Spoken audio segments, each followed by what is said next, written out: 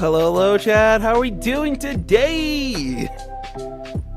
I'm gonna move over to the just chatting screen real quick, but how are you guys doing today? I hope you guys are having a great Wednesday. I hope you had a great week. I know I have not been streaming often, personal stuff, but I'm here streaming today.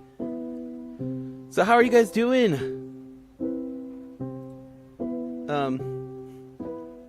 Because I've been having a great week.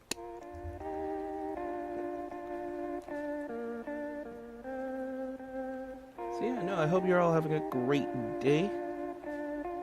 And I'm so happy you all have decided to pop into my stream today. So yeah, let's kind of hit with the big elephant in the room. No PNG right now. I gotta very much thank my friend here. And in fact, I'm going to update the description so you can go check them out.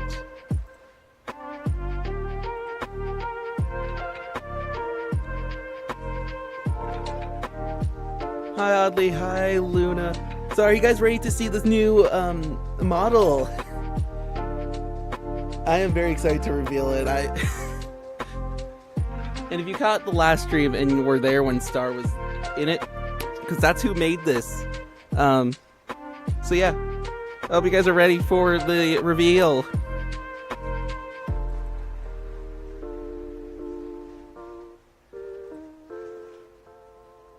Of course.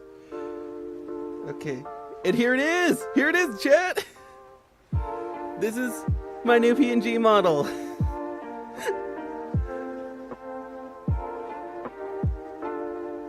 So yeah, new PNG model, and this is what it is.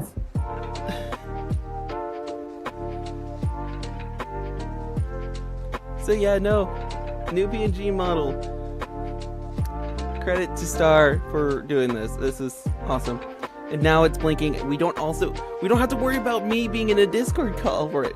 Yes, peaked, very peaked. So yeah, new model, new everything, and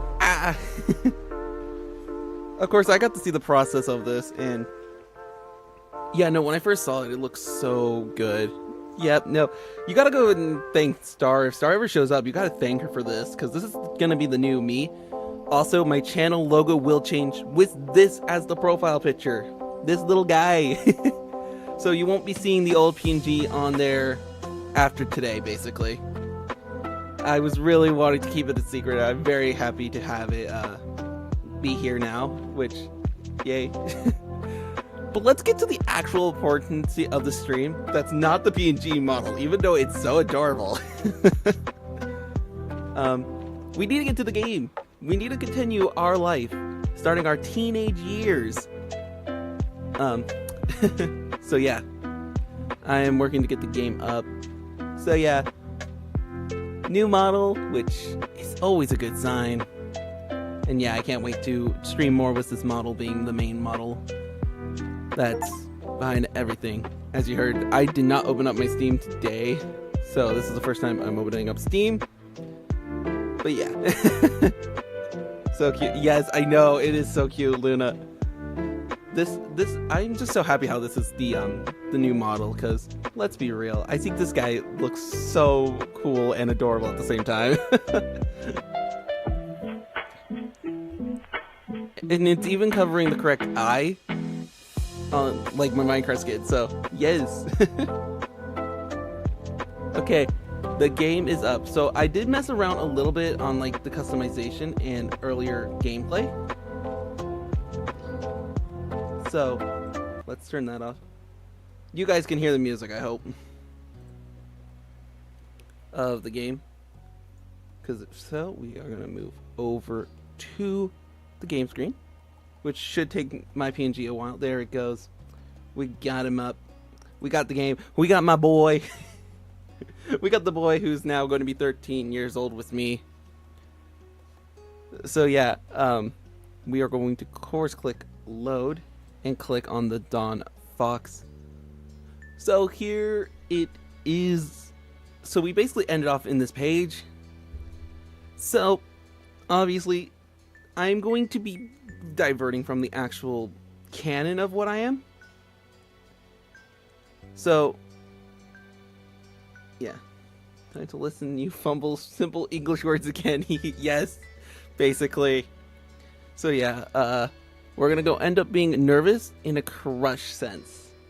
My character just does not know. Oh, this game. Yes, it's this game.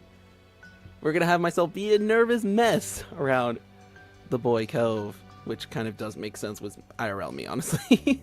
Because I will state this. I may or may not be talking to someone.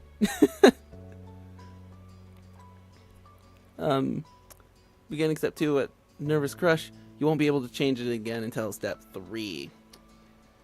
I think it's a fair thing here, right, Chad? Like, I think that is a fair reasoning. Just a nervous crush. Definitely not going to be having a nervous breakdown. Yes. Now we get a customized Cove, which oh my god. Look, I accidentally hit the scroll wheel and it just said nope. So yep, we're gonna be in a nervous crush. Yes. Okay, we gotta customize Cove's appearance. I would like to do both so you guys can see it. So this is what we get to deal with. So his casual. This is kind of the default. Not gonna. Cove kind of looks like. Minus the red. Damn. Ouch. You're attacking my boy. I'm continuing with the story, Luna. It's just now we're 13 years old, basically. You start out, it's like 8, 13, and then I think you go to 18, and then you go to like in your 20s. In this game for Cove. And then there is side stories where you can actually romance other characters, and you'll see here in a minute once we finish Cove status.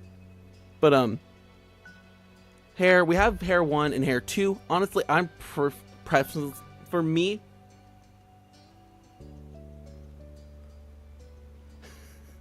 Okay, I'll take your word for it. I'll take your word for it. But yeah, no. We got hair 1 and hair 2. I personally like hair 2, but I know there is some people who do prefer the hair 1. Luna's just like, who is that? We also get to decide if he wears glasses or not.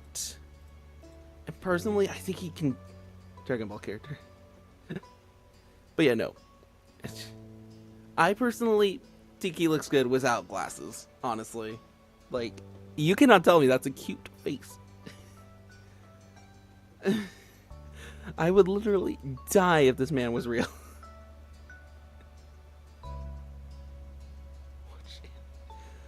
Oh no, not watching the anime. Obviously, we have the tank top and the button up. I personally like tank top. I want your guys' opinion when you see some of this. He's manga only right now. Oh dang.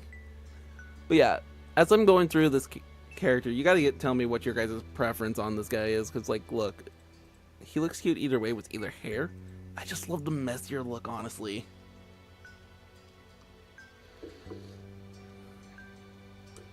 And if you want me to, like, go over something, we can really go and double check something, like, if you want to see different pants, which, speaking of pants, I'm giving him, like, some sort of swim trunks. I don't know which one to give him. I think I might give him that one. Like, you cannot tell me this is what it is. There's not, yeah, no, there's not really much. It's kind of like a downfall on that one. But there is more, and you'll see in a bit. Anyways, his wrist, he can be wearing bracelets, which, personally for me, I don't mind a guy wearing a bracelet or two. So we might be giving him bracelets. And this is kind of the bracelet I have on his Minecraft skin that I got. So, either one of these two, really, I think is fine. But I think that would be good, because it looks cooler on him. Also, necklace? Like, we can give him necklace, like, honey. And now here comes this. Page 2. We can actually decide what his pajamas are. Which I love that. We have this. But I personally like... For me, I don't know why, it's always the graphic tees when you go to bed. Like, you cannot tell me. Like, a graphic tee is a perfect way to just go to sleep sometimes. And it just works out for his, like, personality, honestly, for me. Also, yes, you could pick his jacket. He can either wear a black one, or you can make him wear a pink one. Which I freaking love. For me, though, I'm going to pick this black one. Because I feel like it would just work easily. So yeah, no, we have our, the Cove. So this is his everyday. This is what we'll see him mostly wear every day as we play this game. Also, he does have that scar, if you remember. But yeah, he also has the scar. So his cast is obviously off, and he now has a wicked scar. Which I love the attention to detail, basically. And you'll see over time that this scar does shrink. You'll see.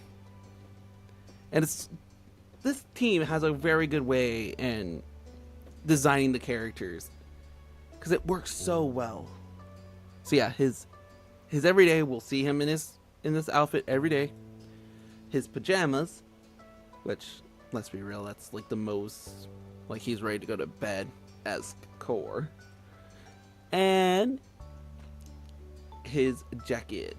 So yeah, I think that's pretty much it for this guy.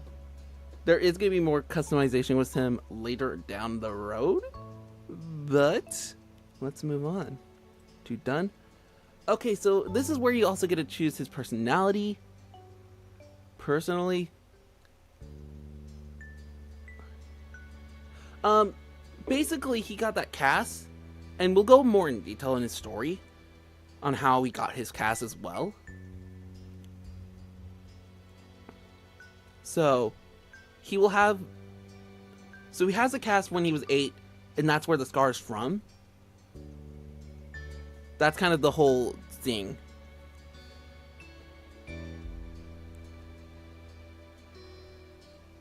But yeah, you'll see him slowly over time lose that scar as it, like, fades, but it's, like, good attention to detail.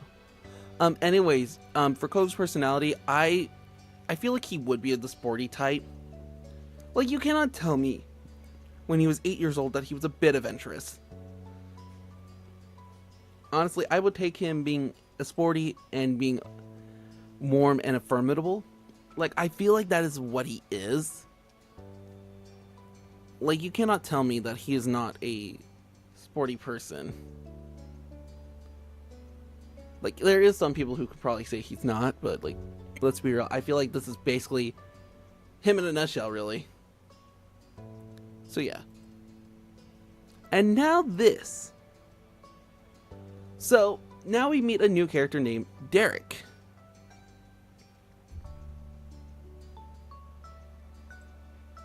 Either we can have fun or crush feelings for him. Obviously, I am not going to be going the Derek route. Not today, anyways. So we will actually do a save here. Well, we'll go back to the previous save, which means we will not be saving over this save file. And we'll end up doing like Derek's storyline, basically, where I'll be following Derek instead of Cove. So we'll be pretty much a direct found, like, nothing really between us two, basically. A found friendship, basically, is what me and Derek are. Which I know you guys don't know who Derek is, so you'll be meeting a Derek. Funny enough, I might know a Derek or two, spelled the exact same way. Anyways, let's ready up. Yep, direct fondness, completely fine. So here we go. So I'm very excited for this for you guys. Anyways, August end, September begin. It was time to go back to school. I hate doing that. Lizzie groaned and complained the entire first week. She hated going to classes. Still, there were interesting things to do that couldn't be done anywhere else. Yeah, making friends, like literally. You weren't sure how Cove felt about it. He was enrolled that year. That was like a sign. Like that was a sign. Cove would be staying in Sunset Bird for a while. Oh. At school, he was alright, but kept his distance from other kids. From what you saw anyways. Damn. Whenever he could, Cove stick to you like glue. He didn't even mind that much what you do to pass the time, as long as it was together. Oh, Cove, you're gonna make me die. Sometimes it was like things were exactly the same as when you had first met him. But other times, as you got older, you couldn't ignore how the feelings had changed in meaningful ways. Oh! That year,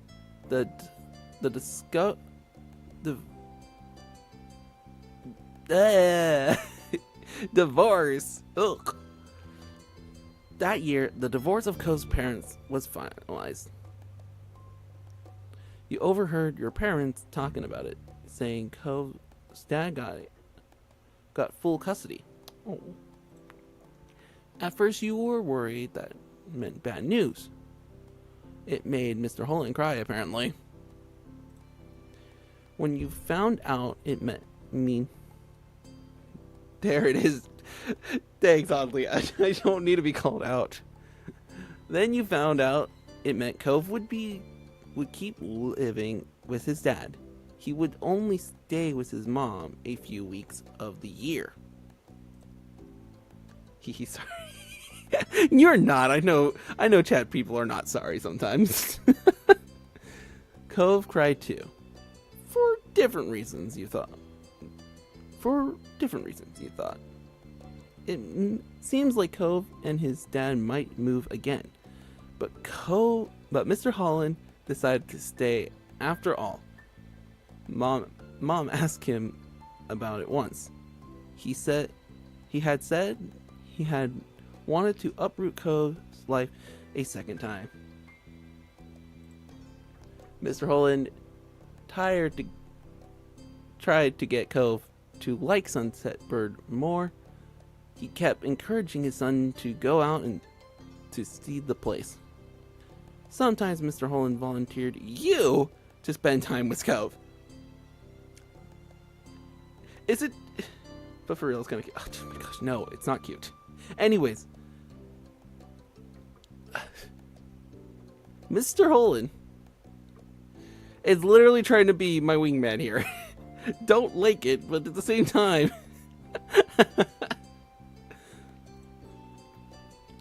he seems very confident that it has. He seems very confident that it has an effect. Strangely.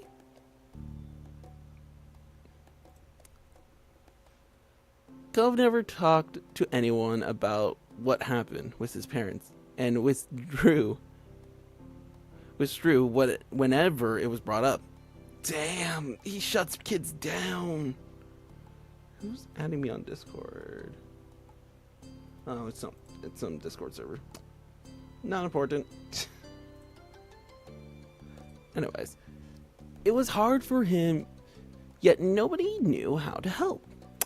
Yeah, no. Eventually, Cove stopped crying on his own. You couldn't understand what had changed, but you hoped that you could help him feel better still. Since, even without the tears, he looked sad. No. Maybe one day he could say out loud what he felt inside. Oh. After that, it felt like things have gone back to normal. Except, what was normal? What was normal didn't say the same. Years passed, and suddenly you were in middle school. You weren't a kid anymore. You were 13 years old. That officially made you a teen, even if your sister don't agree. Lizzie, you are a freaking brat. Stop being a brat and just admit that I'm 13 already. The toys and crayons that used to litter every free space in your room has been packed away somewhere, replaced by new hobbies. There were other changes too. Cove's cast is gone. Cove's cast got taken off. Let's go! And it was weird to see him without it immediately. Oh no, Lizzie. Yes, no, Lizzie still thinks I'm a child. No, I'm 13. Let me be a 13-year-old. I don't care if you're like 2 years older than me and in freaking high school. I am 13.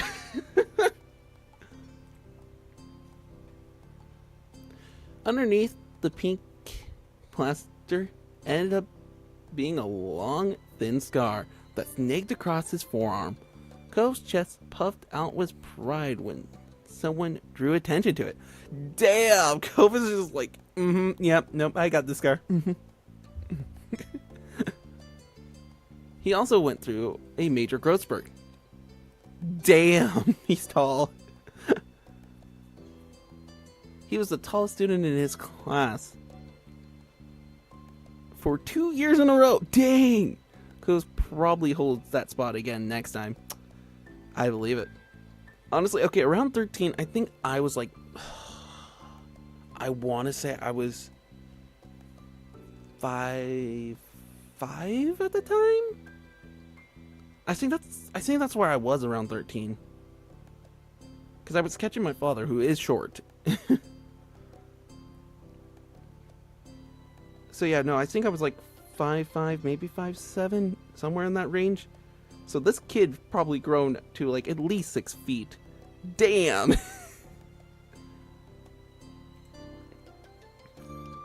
In class, people knew him for more than just being the tallest.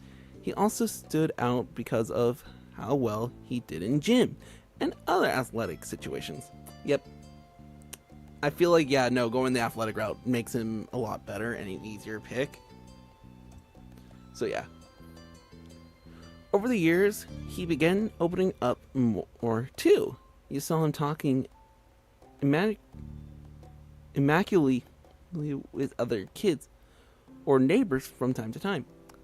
See, with me, I have that effect on him. Like, I have effect on that with people. Like, I'm someone who will get you out of your shell if I can. Only if someone can do it for me. I'm so lonely. Anyways, and the only kid that came to visit the neighborhood when you were little, Shiloh, well, he was gone. So,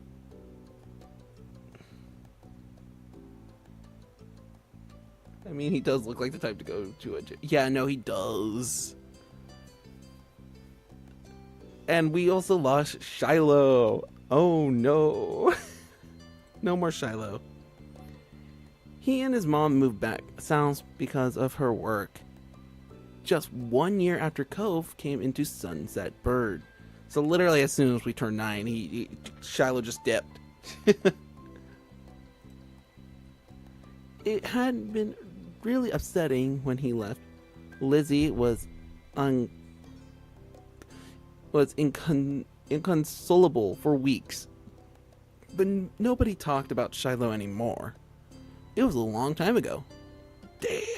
Yeah, I mean, fair enough. We aged 4 more years after Shiloh left, so yeah. You learn some heartbreaking things because less sad. You learn some heartbreaking things because less sad the further away they were, even if they had never gone any better. That was sad in its own way. Things at home were different too. You still live in the same house and all that, but it wasn't how it was before. Ma dyed her hair purple, wanting something new, and like it was so much she kept dyeing it. You remember calling her Mommy as a kid. I'm glad we don't have to worry about calling her that no more. But something like that seems awkward nowadays. You were much too old for that word. Yeah, no, that's an awkward word to say, especially around a mother. So yeah, no. We're gonna be calling her Ma now. We don't have to worry about calling her Ma. Yay!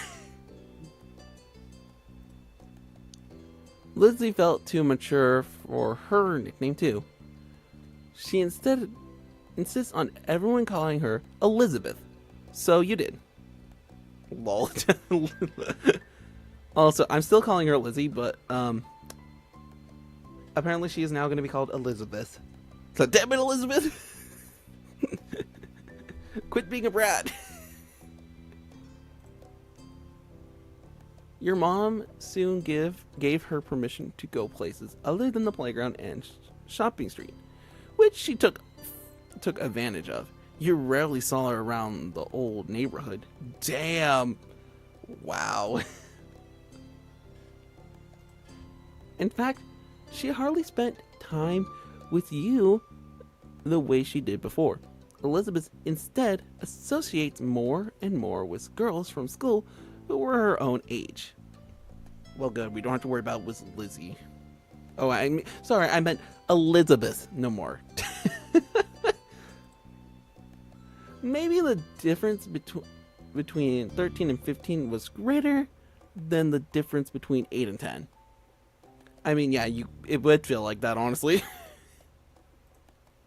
You started befriending new people yourself, like Derek Suarez. He didn't live in the neighborhood or go to the same school. Oh? And here's the first mention of Derek besides the earlier opening. What happened was his and Cove's dad struck up a business partnership a few months ago. Oh. Since then, Derek would pop up in the area now and then. It seemed Mr. Suarez was happy to let Derek tag along to his work, if Derek had the time for it. Suarez? Is that a NASCAR reference? Not the NASCAR reference! No, I don't think so. I don't think he's related to Daniel Suarez. I mean, you can be the judge when you see him, but I don't think he's related to Daniel Suarez.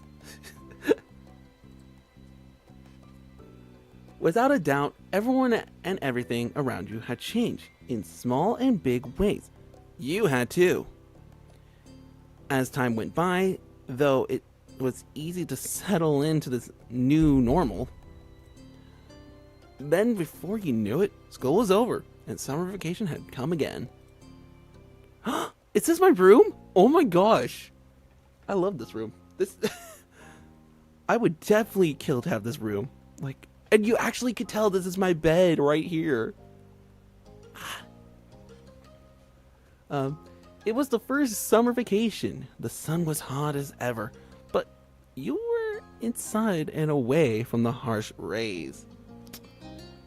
To be more specific, you were snuggled in bed celebrating your time off by sleeping in, wide awake and about to head off to enjoy your time. Honestly, personally me, and it happened today as well, I was snuggling in my bed. I'm taking in this whole summer vacation escort. It was a hot day, but you still had the blanket up and over your head, block out the sun.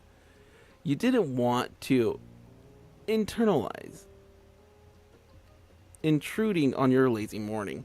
Yep, nope, I would do that. Unfortunately, you had to prepare for intrusion from breath the blanket from breathe, huh? Oh, yeah, no, sad. Yeah, no, that is fair. Oddly, I need to do something like that. The blanket. You hear the door creak open. Still at work. Damn. Look who it is, everyone. It's Lizzie. Oh, sorry, Elizabeth. You're still sleeping? Wow. Get up.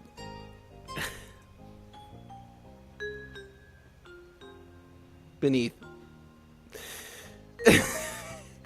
Not my chat coming in to correct me. But yeah, no, Elizabeth. Hi. I can say go away, pretend I'm sleeping. I get up. I snart to fake snore. Or morning. Honestly.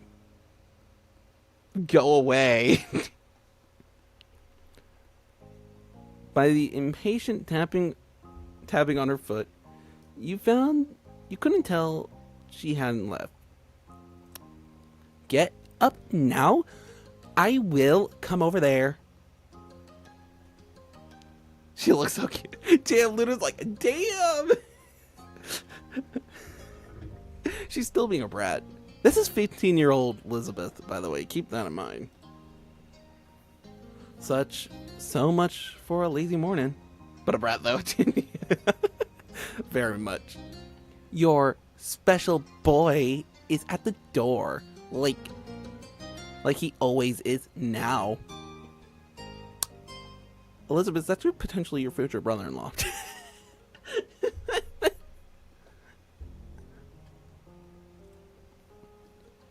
He brought some happy summer gift from Mr. Holland. Mom wants you to take it from him. Say thanks or whatever.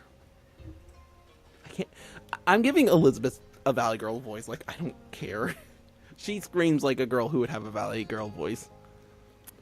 You did not like the way she called him your special boy, but you knew by now that saying so wouldn't stop her. Come on. Yeah, no, she has a Valley voice. So calm down already.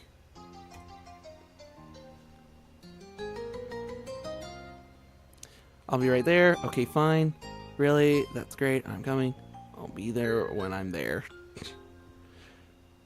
Honestly, you rudely woke me up. Well, okay, you came into my bedroom and rudely said, get out of bed. So I'll be snooty right back to you. Okay, fine. Elizabeth said nothing else and left, having done what she was instructed of her. You rolled out of bed, stretching your arms up high and yawning. Time to get ready. You sat yourself in front of the mirror in the far corner of your room. I have a mirror in my room. Oh wait, technically I do have a mirror in my room. It's on my door, which happens to be pretty close to where I sit in my room for these streams and videos. Your reflection hardly even fit the frame. You were very tall. Nope, not true. Your reflection went over the whole length of the mirror. You're pretty tall. Your reflection, it fits comfortably in frame. You were average height. There was a lot of open real estate in the frame. You're pretty short. You had trouble getting your reflection to appear in the mounted frame mirror frame. You were very short. Average height. Kel was really tall. Derek was kind of short, and you were pretty much the exact height that someone would expect for a 13-year-old. Yeah, that was probably about the height you would think for someone who is 13 years old. I like my height. I was not sure how to feel about it. Honestly, I don't mind being an average height. It's fine by me. Like, I'm not subconscious. It suited you. Well, in your mind. When you put the finishing touches of your outfit while rummaging on this... ruminating on the situation, careless as they've been, Elizabeth's words peak. I would say peak, honestly. Your curiosity. I hate my height. Oh, I know there's people who hate their actual height. For me, I don't mind my height. My height is fine. It's just, personally, it's just the other, like, thing that contributes to, like, how a person looks. Like, anyways, you plan on going over to see what Cove was up to today, so this worked in your favor. Yeah, just say peak. It was when you spotted your reflection that you realized you were smiling wide. You were looking forward to seeing him.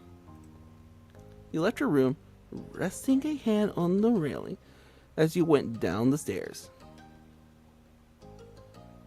5'4" or 5'5", don't know. Honestly, I will state this. I'm fine being 5'7". I'm like 5'11", chat. I'm taller than both of you, and that's scary.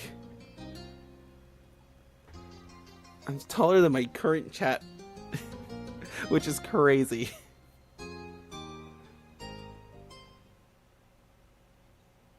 Here we go. Step 2, second chance. Oh, so happy. You spot Mom first, reclining on the couch. She held a magazine in her hand, which she has pursuing through. Tall boy, nice. Okay, I'm like just above average, maybe the cusp of average to being tall. I'm like within the 5'9" to 5'11", like it seems like it changes. Tell my younger brother 6. Okay. We have that sibling that's always taller than ya. Anyways, moving to me. Morning, Mom. She looked up at your greeting, a smile instantly appearing on her face. Thanks. This is my mom. Good morning, Dot. Thank you for coming down. Okay, let's be real. I'm pretty sure she's the lesbian, but I would smash. This would be a smash if she wasn't a lesbian. Like, let's be real. Ma is at the door with Cove. He can't stay over today, unfortunately. Why don't you go and thank him before he leaves? You nodded, making your way to the front door. Just as she said, Ma was there making conversation. Oh, gee, the mob. Yeah, no. She must have hurt you because she looked over her shoulder. Oh? Look who finally made it. Morning, sleepyhead. There's the other mob. Ah. Okay, yeah, no. First time around, I didn't have feelings for the mothers, but yeah, no, smash her. If I wasn't their child, yes, smash. Ma reached forward and you knew she was about to pat you on the head. She was taller than average, so you were little in her eyes, despite being a typical size your own age. I let her do it. Yeah, Billy let her do it. You tilt your body aside to dodge. Push your hand back and laugh. You push your hand back and groan. Honestly, I would let her do it. Let's be real. Parents are there just to annoy the heck out of their kids. You stood by patiently and indulged your ma's wishes. She gave you 2 small taps on the crown of your head. Aw, you're the last one down today. You know that? Life isn't a race. Morning. I was gonna stay in longer, so you're welcome. Sorry about the wait. What did we get? I know this one is, we got Cove. But yeah, no. Hello, Power Up, or I will call you DJ. Welcome to the stream. You get to hear me struggle on reading. So yeah, we're gonna do Life Isn't a Race. Funny. I don't think that excuse will work in your leap for anyone other than your own mother, though. With a small laugh, Ma stepped aside. Cove was just as you remembered, exactly how you came to know him to be. What game is it? This game is called Our Life. I have streamed this game before. The first 3 parts are actually in the playlist. I should probably credit that, but yeah, no, if you go to my channel, there is an Our Life playlist that you can go and check out all my Our Life streams. So yeah. Anyways, we're moving on. There's the boy. Here comes the boy. He leaned uncomfortably by the side of your doorway as his bushy hair covered part of his face. Ah, he's blushy. He's doing the anime blush, guys. Yeah, no, this is where you're gonna see me simp over a fictional character while also struggle to read. This is basically that's what this game is basically is. It's just reading and struggling to read and simping over an anime boy. Or an anime-esque boy. His features were pinched in embarrassment, and he shifted from one foot to another. He was holding what must be the much talked about gift. Who's that?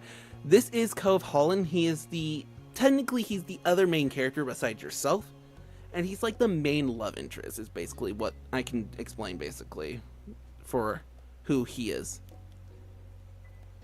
At first glance, you figured it must be the bouquet of flowers. Then you gave it a real look. No, instead it was a carefully cut fruit. Damn, that's talented. If that was Cove, I would be impressed. It made a lot of sense that it was actually from Cove's dad. Dang it. You had to suppress a laugh at this showing. You couldn't imagine many folks buying that sort of thing for their own personal enjoyment. Fair. That kind of arrangement was built on the presentation, likely to impress whoever was inevitably going to receive it. It seemed no matter how long he lived here, Mr. Holland would keep going out of his way to be neighborly, and Cove would always be roped into participating. Oh, oof, my poor boy. At the sight of you, Cove smiled, but there was some nervousness to it. Hey. Yeah, no, you're gonna see me just go. You smiled back. You couldn't help thinking to when you first met Cove, and how you became such good friends. Lately, though, you were starting to have different feelings for him. I wonder what those are. Hey, it's nice to see you. Yeah. Yeah, you too.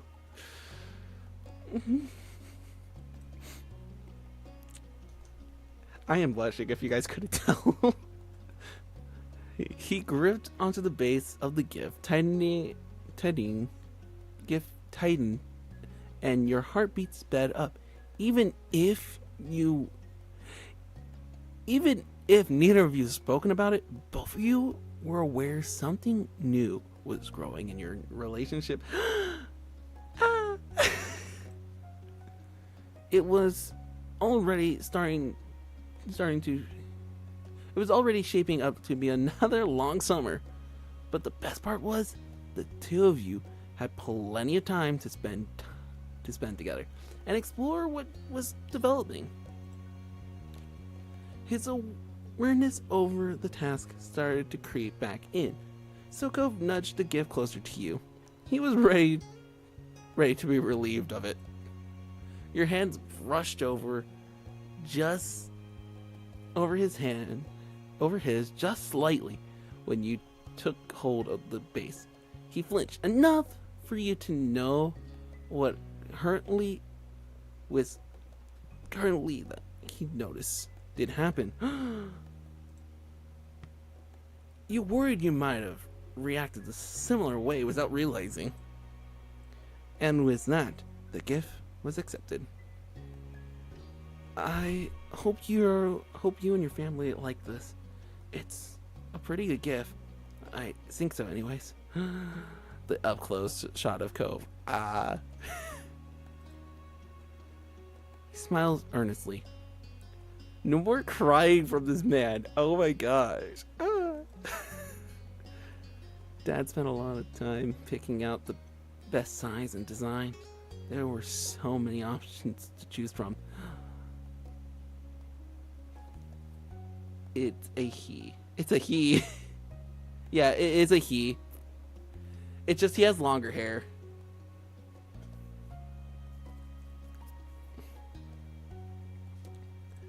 That is a fair assumption, but yeah, no. It's the long hair and I get it.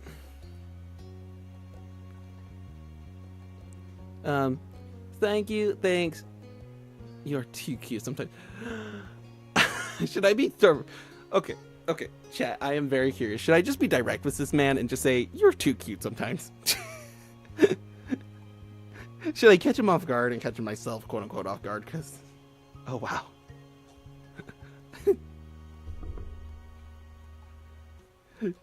Should I go with this last option? I'm giving you guys the chance. I'm confused. So basically, Cove gave us a gift, and we both have, from my understanding from that bit, that I can sum it up, is we both know there's something going on.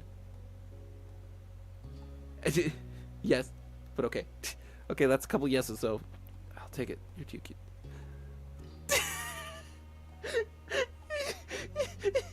The anime blush.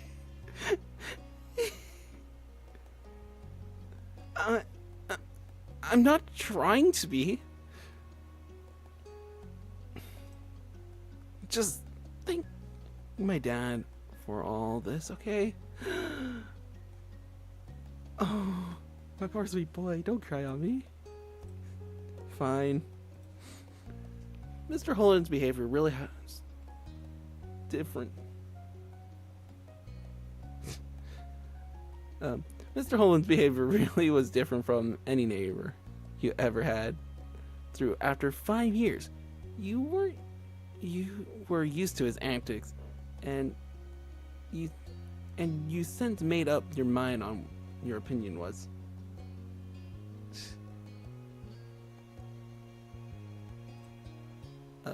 So yeah, I see people. I'm seeing highs in the chat for each people.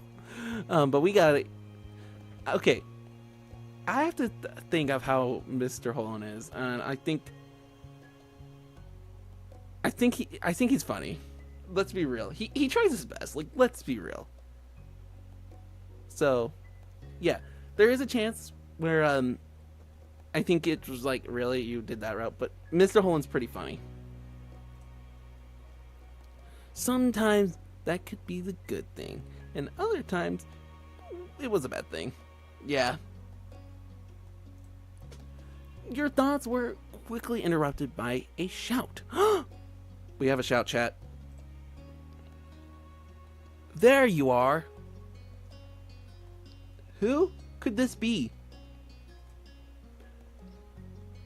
You shared a confused look with Cove. As one,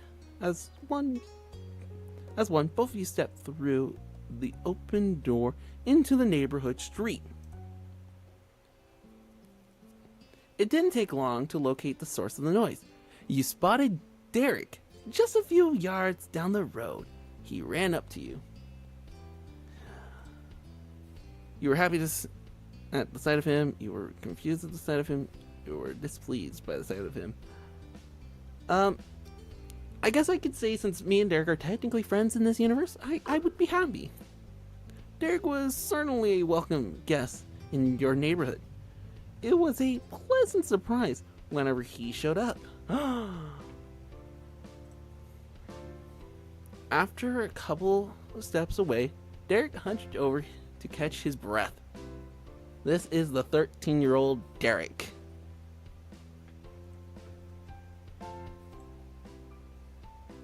Then he looked up with a wide grin. Hey. Hey, my guys. Also, I will state this, by technicality, he may look like a little kid, but you also got to keep in mind he is raised up a bit more than he should be, I believe is what the case is. So he is actually taller than what his actual picture here is supposed to be. He's so cute. Oh, wait until later as we go further into the game.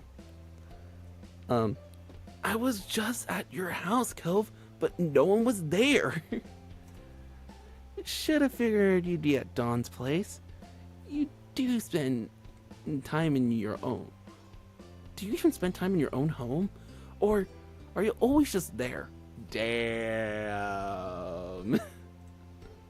Derek laughed at his own joke, but he either didn't notice the embarrassed Cove, or the embarrassment has when he was actually laughing at it.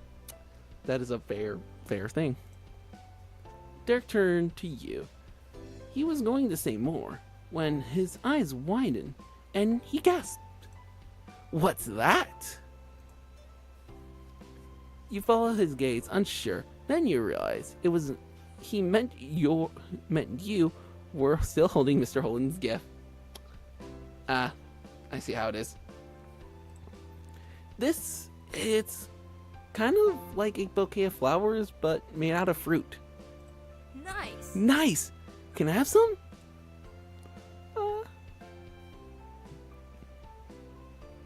Sure, we can share. I haven't tried it. It's a gift from my family. I can't give it to you. Maybe you can have some later. Let my family get it first. Also, my Discord. Who is adding me? Oh, it's a server I'm part of.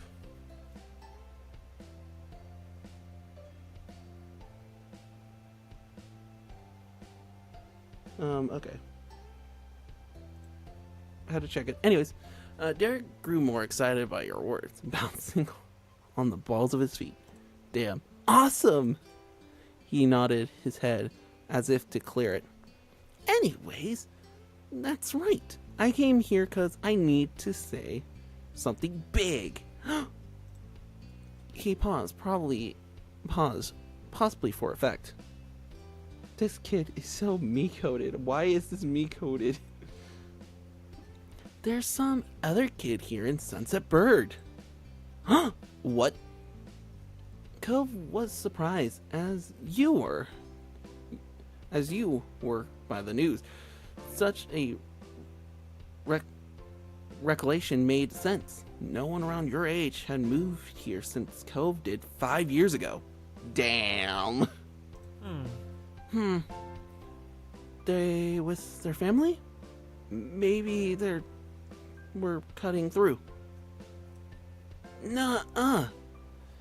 The new kid was all by himself, just walking. Did you talk to him?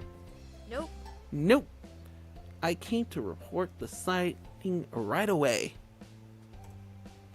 The kid had green hair, glasses, and was pretty small, and seemed really upset about something. I hope he didn't leave. You blink. Slowly, you look over to your longtime neighbor. Reaction. Fair enough. If you remember how the opening of the first story went, my boy, go. Sounds like your story.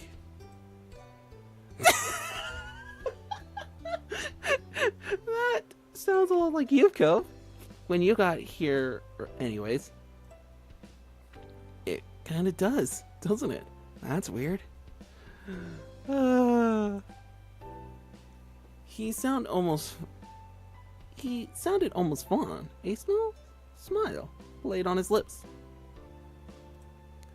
Derek snickered. Good.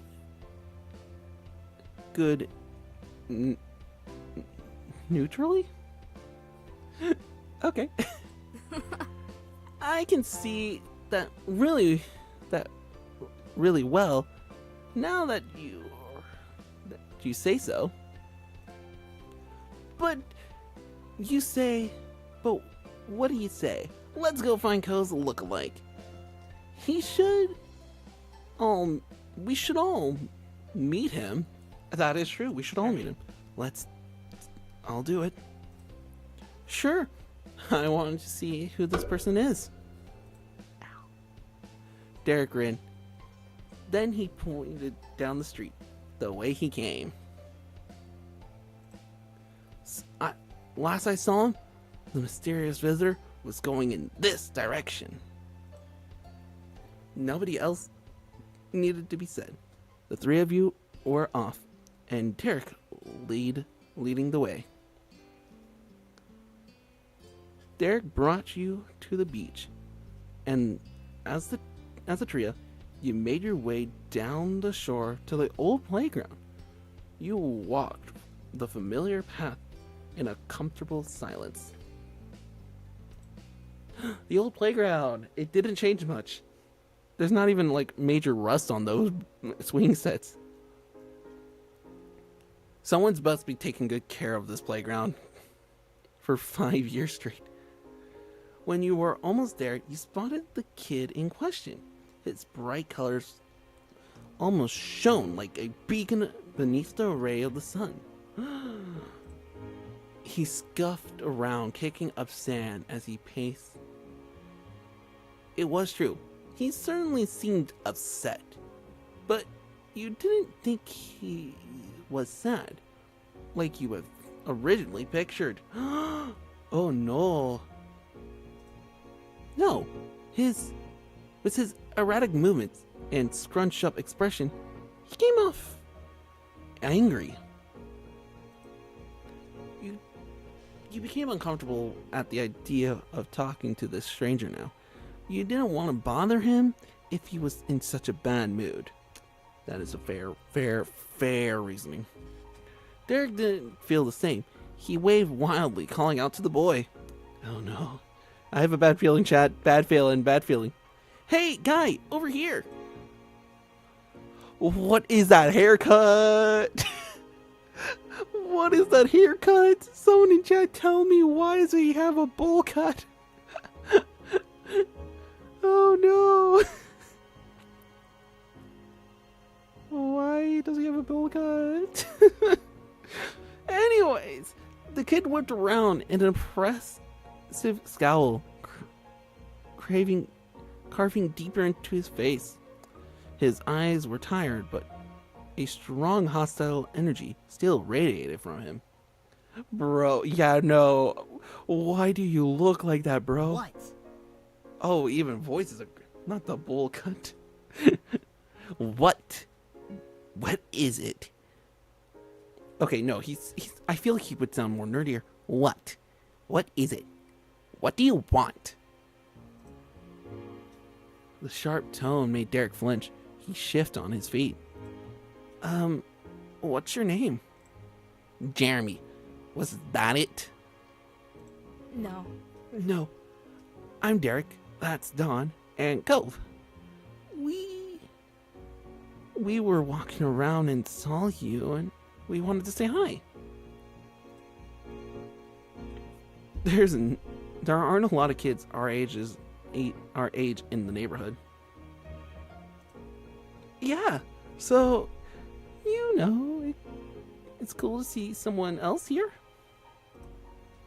Strangely, Jeremy grew furious by your response. If steam could erupt from a person's ear, it would have happened then. Man, this kid has anger issues. They did bring me somewhere stupid. Of course, I knew it. What? My parents. My parents. They were the ones who brought me. I didn't walk to this town. Can you not figure that out on your own? Yeah, no, he is a jerk. Okay, I'm curious. Who's worse? Elizabeth or Jeremy right now? As I continue, I want to know who you guys think is the worst. Either this man here named Jeremy or my brat of a sister. Right. Right. My dad brings me to Sunset Bird too, when he has to come for work. And all that stuff. It's not bad. That earned him a glare from Jeremy. Derek winced beneath it, glancing away. It was a struggle to remain friendly with this Jeremy guy. I mean, I would want to come here for a real vacation, probably earlier. That's an understatement. It doesn't count as a vacation.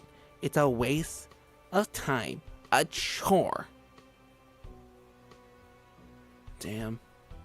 My parents' family is nearby, and we just have to come see them. Ugh. If they're your parents' family, doesn't that make them your family too? Oh my gosh, he's a nerd. Yes, he is a nerd, but a very mean nerd at that. I guess. That's a pretty good reason to come by. Did you want to go somewhere else? No. Jeremy crossed his arm with a huff. He turned away. They should have gone by themselves, since they cared so much and left me home. But I'm not allowed to be by myself. Puh.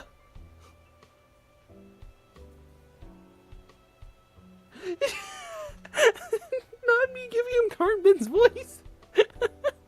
Unless you're talking about his voice actor. It probably is Cartman's voice actor. I would not be surprised. It makes no sense.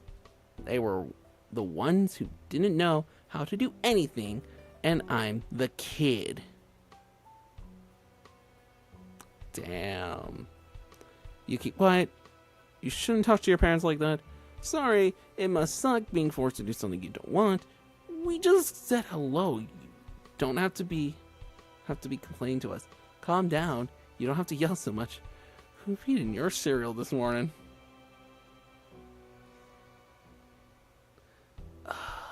I could go so many routes in this pick.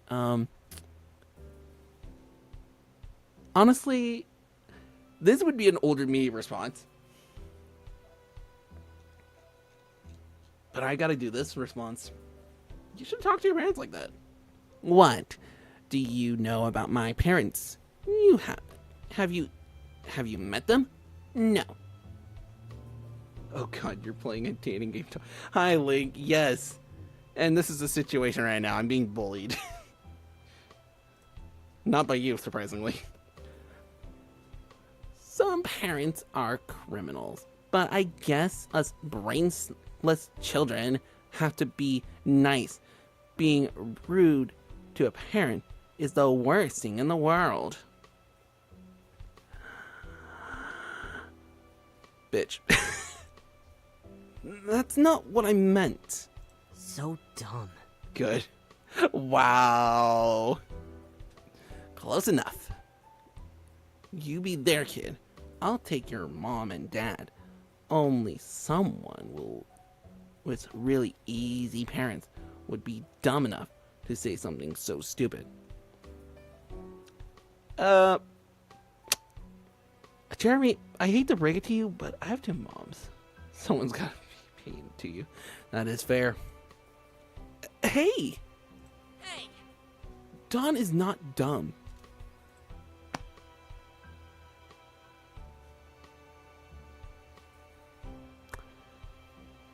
I have two moms. Whatever, same thing. Okay. At least he's not homophobic. At least Jeremy's not homophobic. That's a good sign. You turn to Cove, lowering your voice. The two of you aren't similar after all.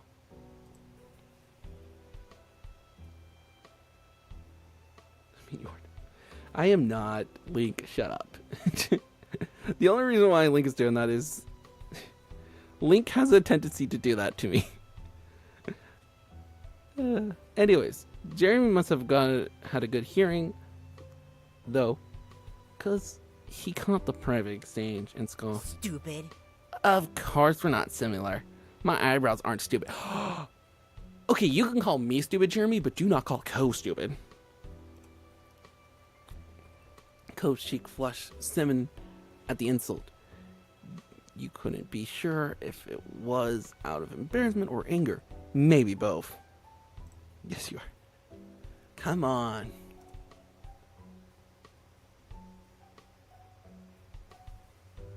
You know what? I'm going to bully this kid.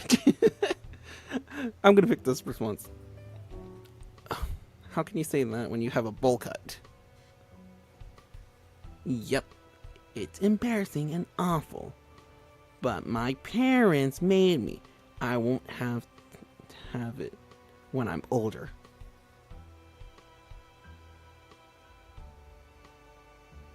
I'm a pain, but to you, I'd be silly. Yeah, that's fair. And I don't know what he's gonna do with those things, except maybe shave them off. Then he probably should. I bet he looks less dumb with no eyebrow. Dang, imagine getting forced to have a bowl cut. Kind of abused, not gonna lie. Low. True. Yeah, no. That is honestly a very sad way, but damn. You don't target my boy's eyebrows. You just rolled your eyes, you crossed your arms, shook your head, you've had a Cove on the shoulder. I lunged towards Jeremy. You grin at it all of this. Okay, something about me, Chad. I don't get violent, but I'm gonna lunge towards Jeremy. They're gonna have to hold me back. Derek and Cove are gonna have to hold me back. He looks, to be honest, he's looking like a... Yeah, no. With your fist balled up, you make a quick step forward. He was the one who started it. Look at all their faces, like they're so not ready for it. Yeah, that is true. He made it clear that words won't work, leaving your resort to action. You were sure what would happen, but you couldn't let this stand. Yep, hold me back, you two. I'm gonna throw hands. Derek and Cove jumped to stop you before you reached him. They each grabbed grabbed you by the arm. Still, Jeremy stumbled backwards. He practically fell over. If that's all you can do about what I'm saying, it's just proving I'm right. You're brainless. Todd, if you're done, can I steal you? Maybe, I don't know. It will depend if I can get stream done early. Plus, I need to be getting through this just so I can complete the first 3 stories. If I want to make it on time and have it. Find them. Commit murder. Fight them. Commit murder. You were annoyed. The other 2 were against you on this and got in the way, though the reaction you had been able to get was still worth it. Wow. What is wrong with you? Instead of taking offense, Jeremy only parodied Derek's word in a nasty voice. Wow. What is wrong with you? Wow. What is wrong with you? Wow. This is dumb. Jeremy stuck out his tongue and sulked away, throwing more sand everywhere as he went. You watched him go hunched over until he became a speck in your vision. Maybe tomorrow? Yeah, no, tomorrow should be fine. Just let me know, Link. Since reign of his wake, the 3 of you tried to proceed what just happened. I can't believe. What a mean kid. Derek wasn't kidding. Good. He's more worse than Lizzie. Fair. Also, see you, Link. Derek wasn't kidding. And by the sounds of those earlier complaints, the new boy Jeremy was going to be in the area for at least a little while this summer. Oh, bro, that's... I know 3 Dereks now. But I'll still call you DJ. Derek sighed in dismay, bumping into the ground. You followed and Cove did too shortly after. There wasn't much else to do. This sucks. I was hoping we could meet someone fun. Maybe hang out, maybe. He shook his head. After a moment, he slowly turned to you, an hopeful expression.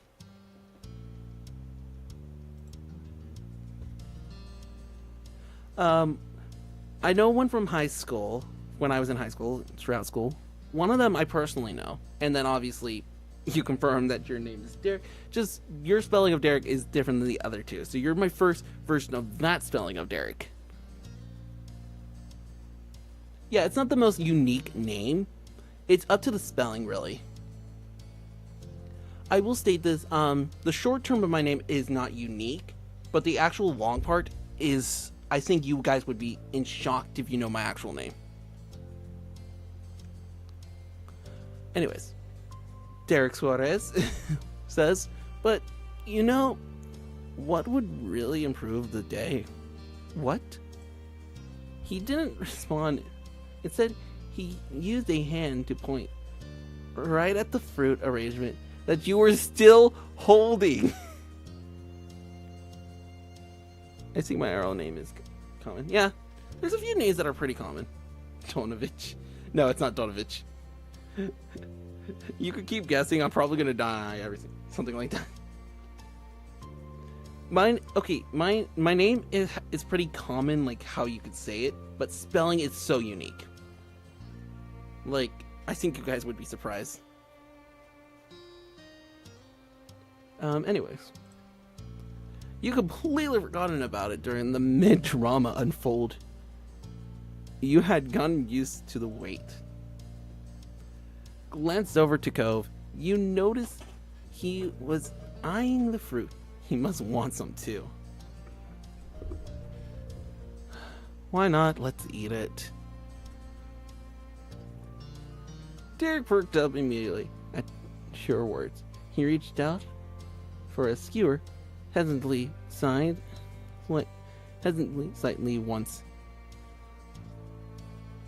once he was inches away. Are you sure? Are you sure? You nodded with an eager grin. He plucked out a prime row of fruit. Cove grabbed one for himself. Only you were without a skewer of your own. Pineapple, grape, strawberry, or melon.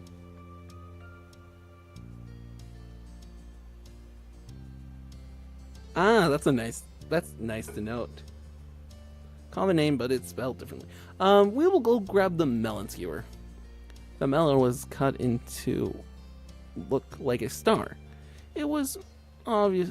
It was an obvious first choice. Derek ate a pineapple skewer enthusiastically, finishing with moments. This is amazing. It's nice. It's tasty, pretty nice, and this fruit kebab is fun. Hey, you two, remember the Land Before Time? That fruit thing makes me think of it. The dinosaurs all like the leaves that were shaped like stars. Tree stars. Yeah. Yeah, chomping leaves looked so delicious when they did it. And there was the scene with the pretty trees, and all dinosaurs came in and picked everything off of them until there was nothing. That's us right now. Awesome. I love that movie. Never seen it. Didn't like that one. That movie's for kids. Eating leaves looks good. Should I worry about you? Do you think... Honestly, this is a me response. I'm taking this. Eating leaves looks good. Should I be worried about you? He snickered. No, I'm not going to do it for real. But I pretend I was a long neck when I ate broccoli one time. Okay, something with me and broccoli is when I was younger, I called them mini trees. The three of you continued like this was the next few minutes. Eventually, the display was barren. It looked weird when devoured of fruit. Hey, we weren't supposed to eat all of it. It can help me eating it. I would say the same, not gonna lie. Oops. Really? You couldn't stop yourself from the sight of the boys. You just wanted to eat some and have a nice time. Now you're probably going to get in trouble. You could only accept it though. Hey, Dawn? Yeah? They do look. Fair. The two of you met eyes casually. Were you seriously going to hit that guy?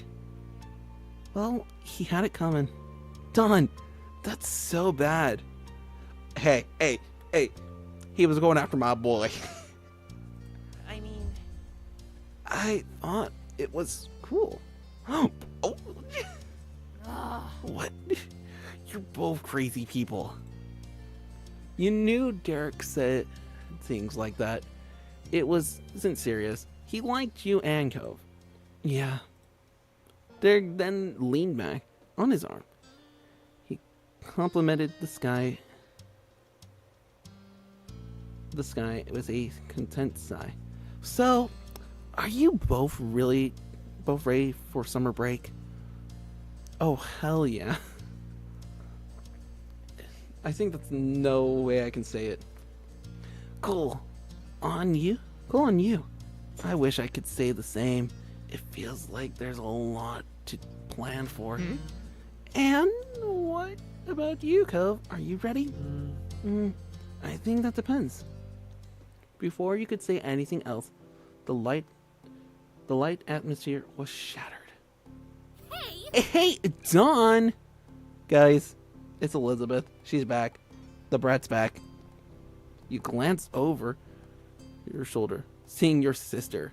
She strode closer and closer, appearing none too pleased. I've been looking all over for you. Ma said you and Co ran off with the thing Mr. Holland brought us. She leered over to you with with arms folded. So where is it? It's gone.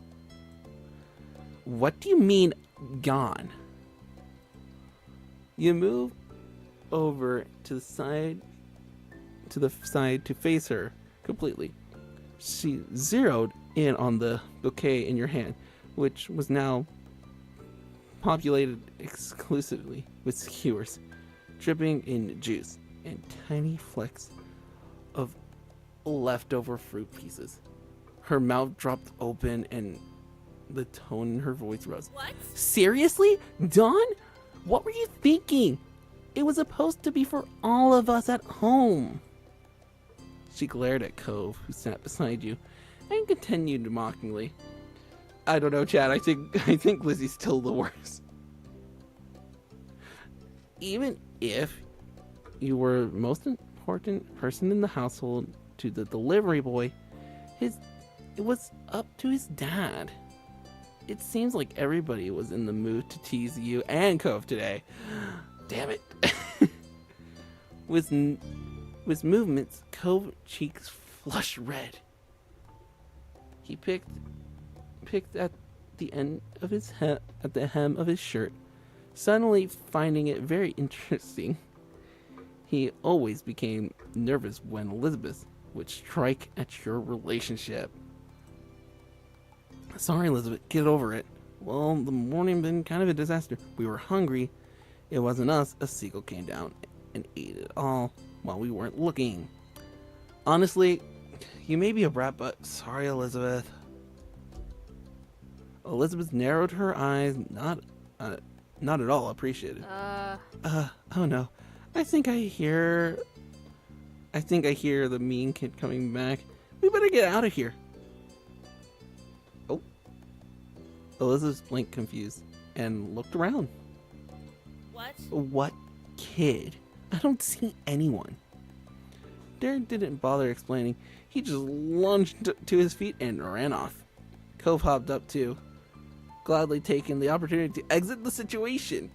He followed after Derek, but he sent a look to you over his shoulder. Oh no, am I gonna have to run?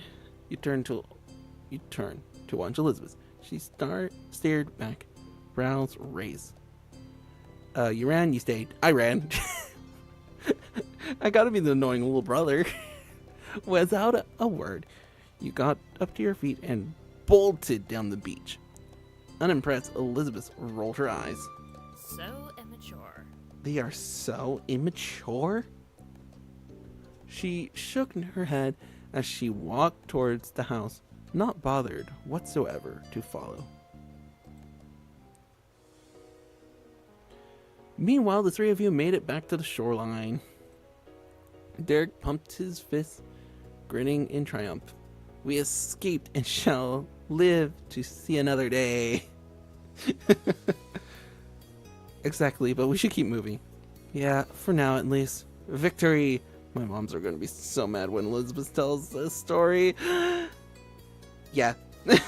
Oh boy. You chuckle together, walking further down the beach side by side. You definitely wanted to stay outside a little bit longer. You had gotten a bit of scolding from your moms, but for not saving any of Mr. Holland's gift for Elizabeth. But you didn't get any real punishment for it. Okay, that is good. That is good.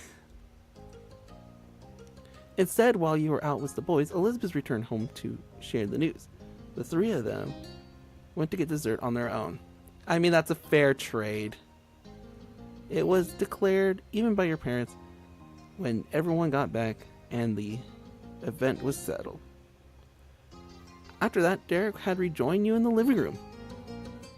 He elected to stay outside for extra time so that you could face the potential scolding from your family. Without him, witnessing the embarrassment. Derek was the guy who you can count on. Oh, thanks, Derek. The dust had settled from prior events, and your moms went back to their rooms. So Derek was just taking it easy until his dad arrived. Mr. Suarez was meant to be there by any minute to get Derek. We might just have this be only just the opening, because holy crap, we are already on an hour and a half. We have another hour and a half. So we might not actually get into the actual story bits, which will be interesting to see how I will have to organize it. It might be a 3-4-4. It might end up being that, but we'll see. We'll end up seeing. Derek preferred not to sit and instead looking along the lazy stride in a circle around the edge of the rug. Hands behind his back and head angled towards the ceiling. Derek looked. He might have been puzzling out of a crime. Yeah, no, this is a lot longer than I remember. And also my Discord just yelled at me. Don't mind me checking Discord, because my word. He probably made a half dozen rounds when a solid knock struck your front door that stopped Derek in his tracks. Dad's here! The both of you stepped towards the door in unison. You arrived first since you had half room head start. Damn. When you pulled it open, someone zoned in past you. The breakneck flash of a human, there was still entirely recognizable. It was Derek's little brother, Nicholas Suarez. I'm back. Welcome back, DJ. He shouted triumphantly. Derek! Derek! We're here! He was only 6, the tiniest kid around, hot on his heels. He came to the middle, Derek's son, George. Nicholas, we have to stay in the car. We're going home. We're not here to play. He was 10, and his patient was being tested. Enterly.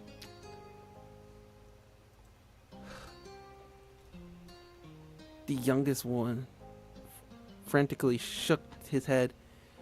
It made his hair even messier than it already was. Nicholas' hair was wild and free as he was. Hair clips and his parents' minivan could contain the energy. Which might have been surprising considering he loves cars enough to wear a shirt covered in them. But you knew Nicholas loved Derek even more. Staying right there, he was inside your house at his even older brother's side. Nicholas gave Derek a hug. I came to get you.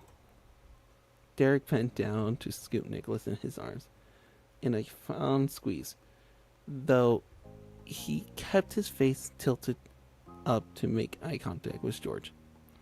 So yeah, no, he is not actually. Derek here is actually not this short. He is actually a bit taller. Just they had to put him like about here. Hey. Hey, bros. Oh, there's his parents. Damn.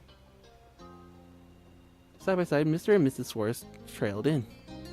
The resemblance between the parents of their children was clear. Derek and George were the spitting image of their father, George. George was even sometimes called Junior, while Nicholas was a mommy's boy. Good evening. Good evening. A good evening, Dawn. Hello. Hello. You'll have to forgive the three circus visiting town. The boys just had to come. Dang.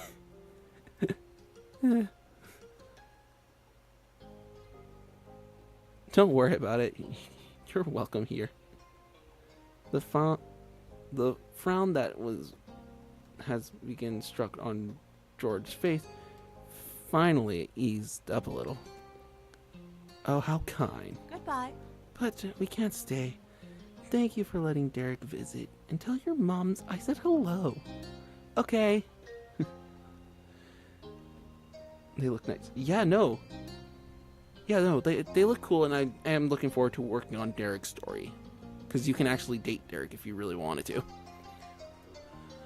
Come on, boys. All four of you now. Let's give the Fox family their house back.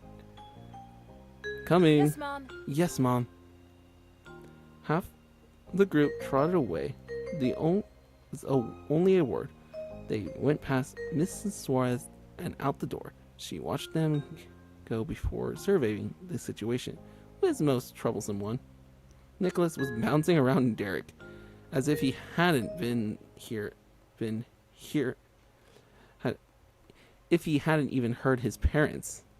Damn. Derek and his mom looked on with identical expression of exhaustion, tingled affection. When an opportunity opened up between hops, Derek carefully took a hold of Nicholas's small arms.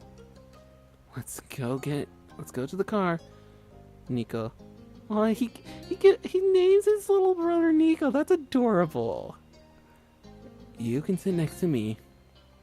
Thrilled by the promise, Nicholas let out another cheer. No. Yay, let's go to the car. Mrs. Suarez left it there, trusting her eldest, and went to join Mr. Suarez and George. Nicholas gripped Derek back black waistband with his free hand and stretched it outwards in eager to attempt to lead his bigger brother along. Derek stumbled forward with a chuckle, mostly to protect his band from being pulled too far, rather than Nicholas actually having to strength to move him. Nico Hulkenberg, sorry. Not Nico Hulkenberg. Nico's so cute. Yes, no, this is so cute. When I saw the artwork for this the first time, I was like, oh my gosh, they're cute. But he made sure not to forget you. Derek said his goodbyes from over his shoulder. Bye, guys. Bye. Good night. Good night, everybody. Goodbye, everyone. You waved off the group. You stood there watching them go. Goodbye, everyone.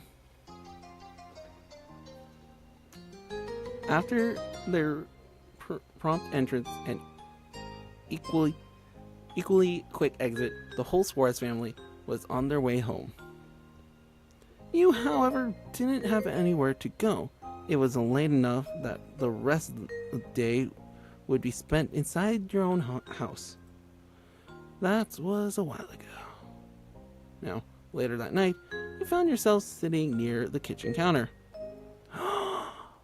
I'm calling something? Who am I calling? Your fingers drummed on the surface as you waited, your gaze turned on to the phone. You were waiting on a call tonight, especially from your cousin, Leandra. You didn't want to miss it accidentally. My cousin Leandra? Oh my gosh, is she gonna look like me?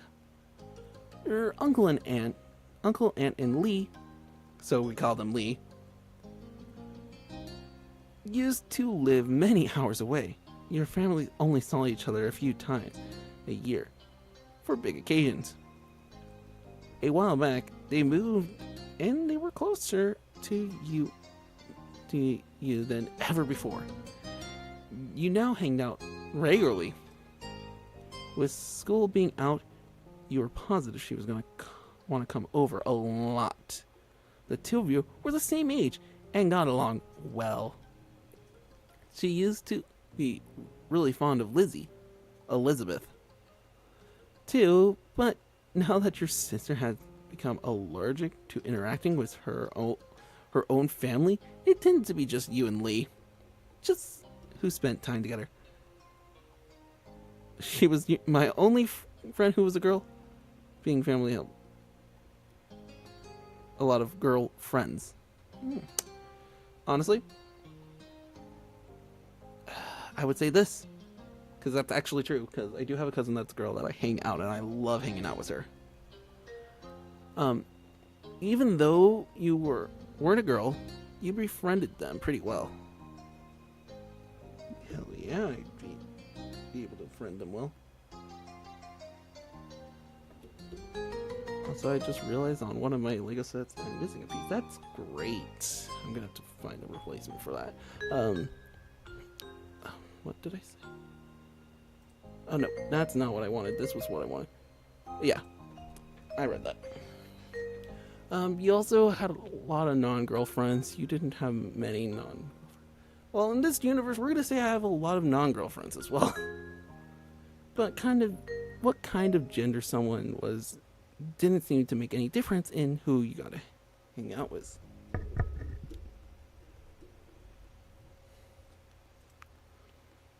Then the shrill ringtone announced an incoming call. You jumped before grabbing the receiver and pressing your ear. Is this actually Lee? Lee, finally? Who is this? Fox resident Don speaking. Hello? Honestly, Fox resident Don speaking. You were greeted by a distorted, high-pitched giggle. What? Why do you sound so weird? There's my cousin Lee. Mom answers the phone like that sometimes. It's supposed to be polite. You should go with hi. That's something a robot would say. Damn. There was static on the end, as if Lee was shifting wherever she was. So, can you believe school's finally over? I thought it would never be done. Now we don't have to do any boring stuff and get to hang out whenever we want. Speaking of hanging out, Lee, can you wait a second? Let me just head to my room. Oh yeah. Oh, yeah. Oh, Lee looks cute too. Yeah, no, the people here made the characters look so good. You got up from your seat at the counter. Luckily, the phone was wireless, so you didn't have to worry about any cords tying you down. Your mom's had a rule about not moving the phone unless a call was in progress, which was why you've been sat by its cradle waiting for Lee to call. Your mom's could be really unfair. You thought it made sense.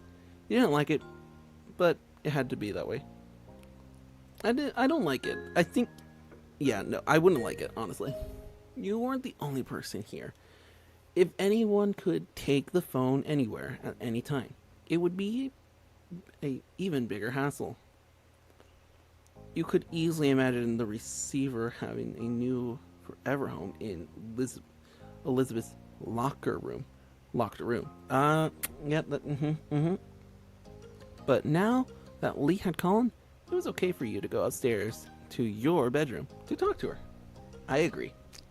Yeah. You made your way up the stairs smiling. BRB. Okay, see you, Gigi. After you arrive, you shut the bedroom door finally behind you. You took a seat on your bed. Alright, I'm here.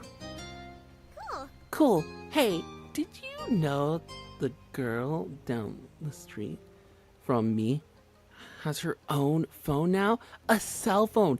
She doesn't have to wait for someone else to stop using it for anything. Wow, really?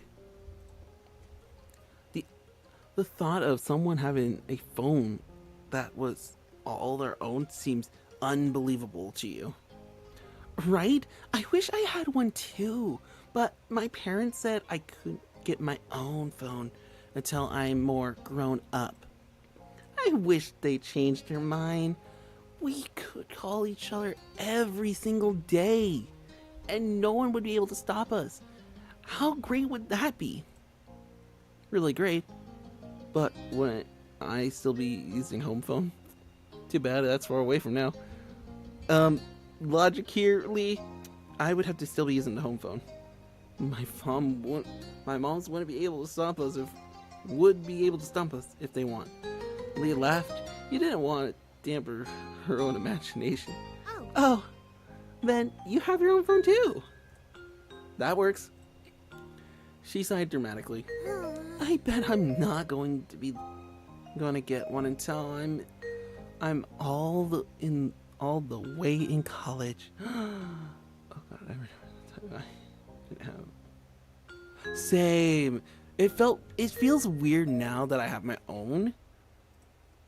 But granted, at this point I'm used to it, but it does generally feel weird if you don't have your own. Squeezing the phone between your shoulder and ear, you puffed out your pillows to make yourself more comfy. It was strange to think of a time when normal school would be over and you would have to choose whether or not to go to college. Same. Got some people who are at the same mindset. Anyway, school was such a big part of your life now. Studying didn't come easily for you, though you tried hard. You never tried much, but you still didn't do that bad.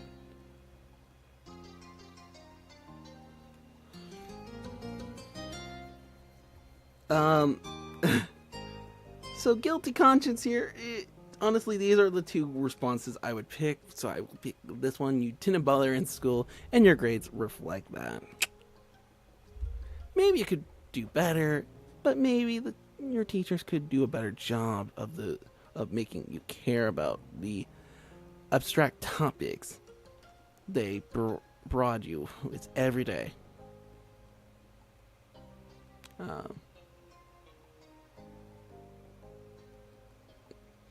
Your confidence in your grades would remain great. Yep, that's my response. You could definitely turn things around from here on. Yeah. You tried to sound eager, but your mind had decided to go back to school despite the season. Lane knew you too well to be fooled. What's up? Sounds so spacey. What's up? Just thinking about school. Lee groaned. Are you thinking about what we don't have to think about? 'Cause it's summer. That's what I'm doing.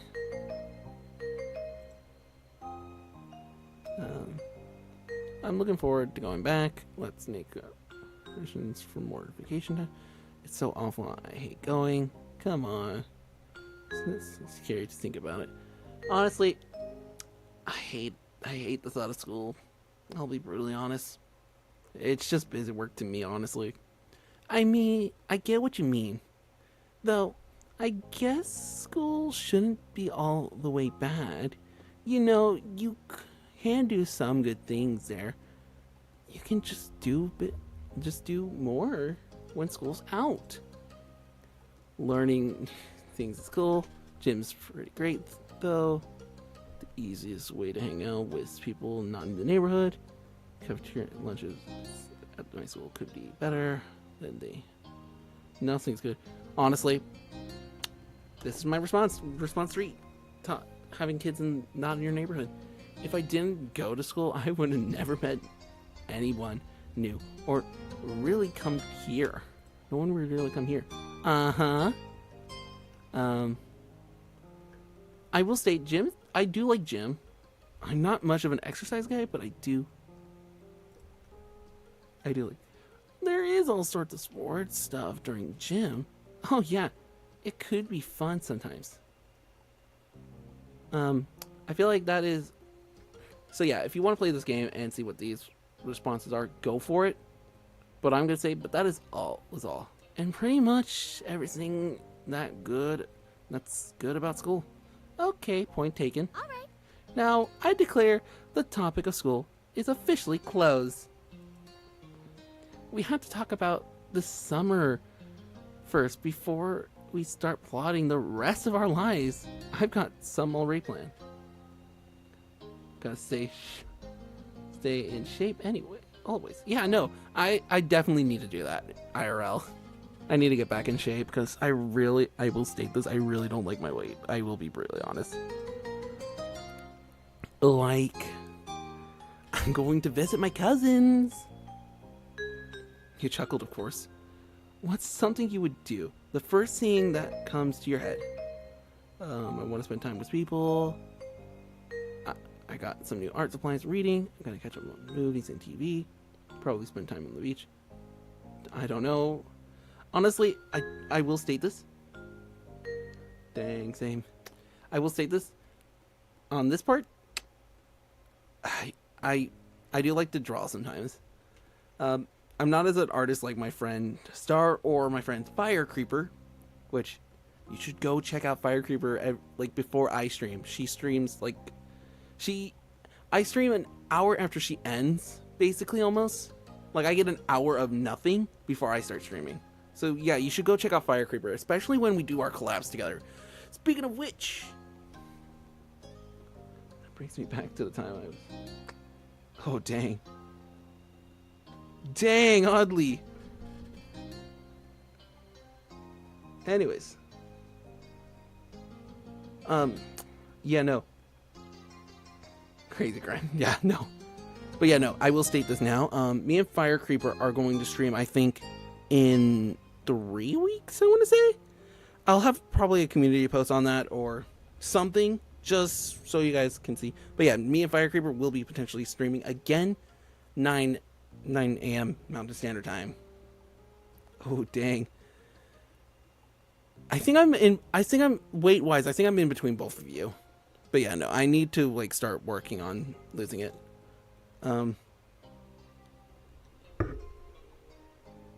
So yeah, we'll do I got some new art supplies, which I do hope Fire does like another art stream because I think you guys would love Fire's like artworks. Like Fire Creeper is so talented. Obviously Star made this. Star's talented, it seems like. So yeah, I would do this. I can't wait to try them out. Can't wait to see what you make. You lean back in your bed, settling in, as you continue chatting with your friend. Even though it had been a long time since you saw her, and be seeing her soon, you're pretty much talked. For one, the events of the day sat up straighter. I was with Cove and Derek today, and we met a new kid. Like, at your neighborhood? His parents were visiting, so it sounded like he'd be around for a little while. I don't know how long. What was he like? A bitch.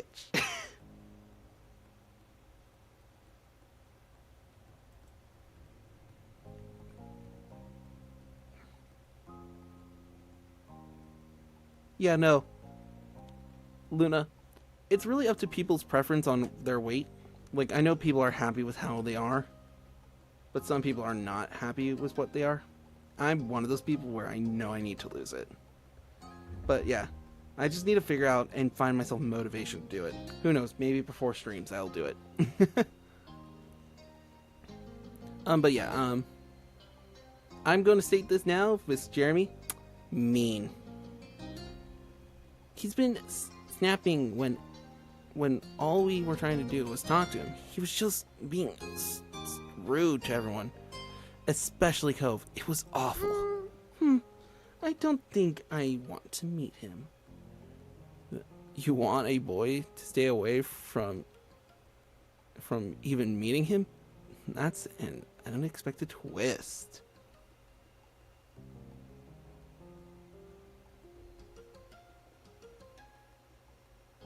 Not fair. That's a good start. Honestly, I need to be doing that as well. Your cousin was pretty popular with the boys who knew her. She seemed happy enough to have them around until they start to annoy her. Damn. Yeah, no, you don't want to meet Jeremy, girl. Hey, who are you talking? Who are you talking? Who are you talking? Who are you to talk? You give practically all your attention to boys, or maybe just one boy. I see how much you like Cove. Guys, Lee's on to us. Lee's on to us. Lee's on to us, guys. Chad, help. Lee's on to us. You got me, yeah. That's a special case. I don't give him all my attention. You weren't able to say anything to that.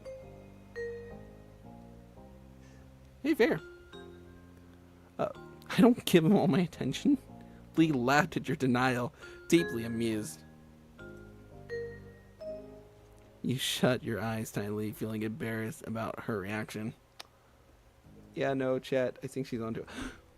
What's the brat want? There was a stomping noise approaching your room. Hearing the arrival of your irritated older sister, she flung the door open and a frown etched on her face. Come on. How long are you going to hog the phone? Oh no, Lee.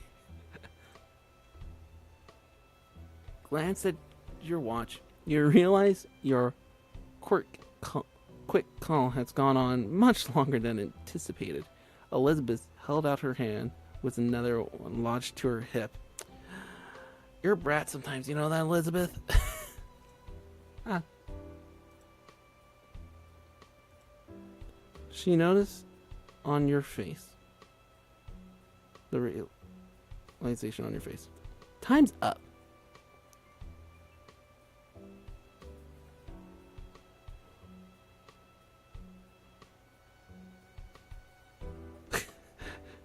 Should I just go? No, get over. No, I'm not gonna do it. I will end up ending up the call. Gotta go. See you soon, okay? Bye. Okay, see you next time. Tell Lizzie and your moms I said hi too. You barely press end call button when Elizabeth whisked the handset from your fingers and began dialing someone new. As she strode out of the room. Your mom's voice called from downstairs. Hey, has anyone seen the phone? I'm using it! With that, she shut your door behind you. Silence was left in the wake. That was one way to end your first day of summer break. Sometime later, it has gone dark outside, and you laid in bed, wide awake. Your window rattled all of a sudden, startling you badly. You flinch, staring over at the furrowed brows. From your vantage point, you saw only the moon and an open sky. You were scared, confused, annoyed, curious. Chat, I would be confused if that was real life me. And what is Discord want? Oh, an at here.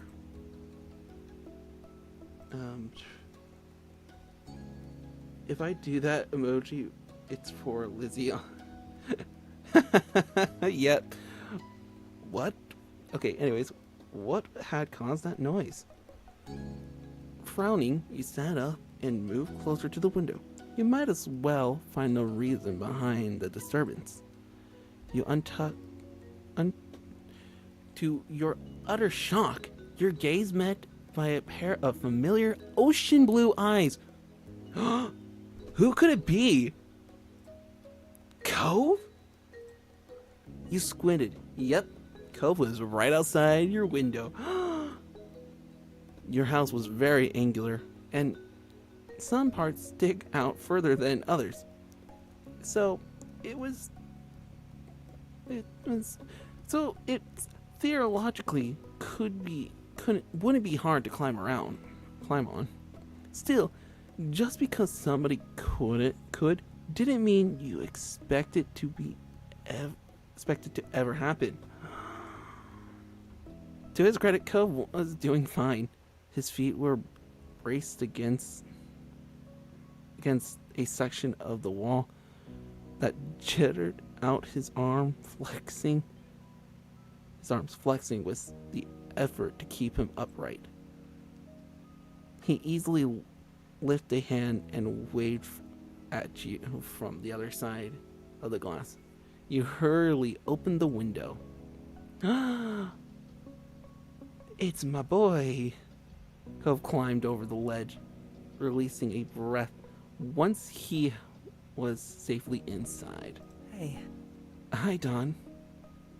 What are you doing? What's up, Romeo? Sure, it's a surprise, but you're always welcome here. It's okay. Is everything okay? What happened? You're lucky I didn't start screaming. Amazing. My dreams have come true. Oh my. You know what? I'll do the what's up, Romeo. Huh. I know it's late, but didn't know what else to do. If I rang the doorbell, I know your moms would have answered and they'd just make me go home. I didn't really want to explain why I was coming over. Anyway, I don't want to talk about it. Well, besides with you, I mean, but that's why I did that. As expected, there was your touch. The unexpected way. As unexpected as this was, you were touched. Ko felt like he could tell you that there was tell you what was wrong. I might have tried calling or something, except my dad was on the phone. Ko suddenly looked very cross. Dad, he was talking to my mom. Still is, probably. Oh no.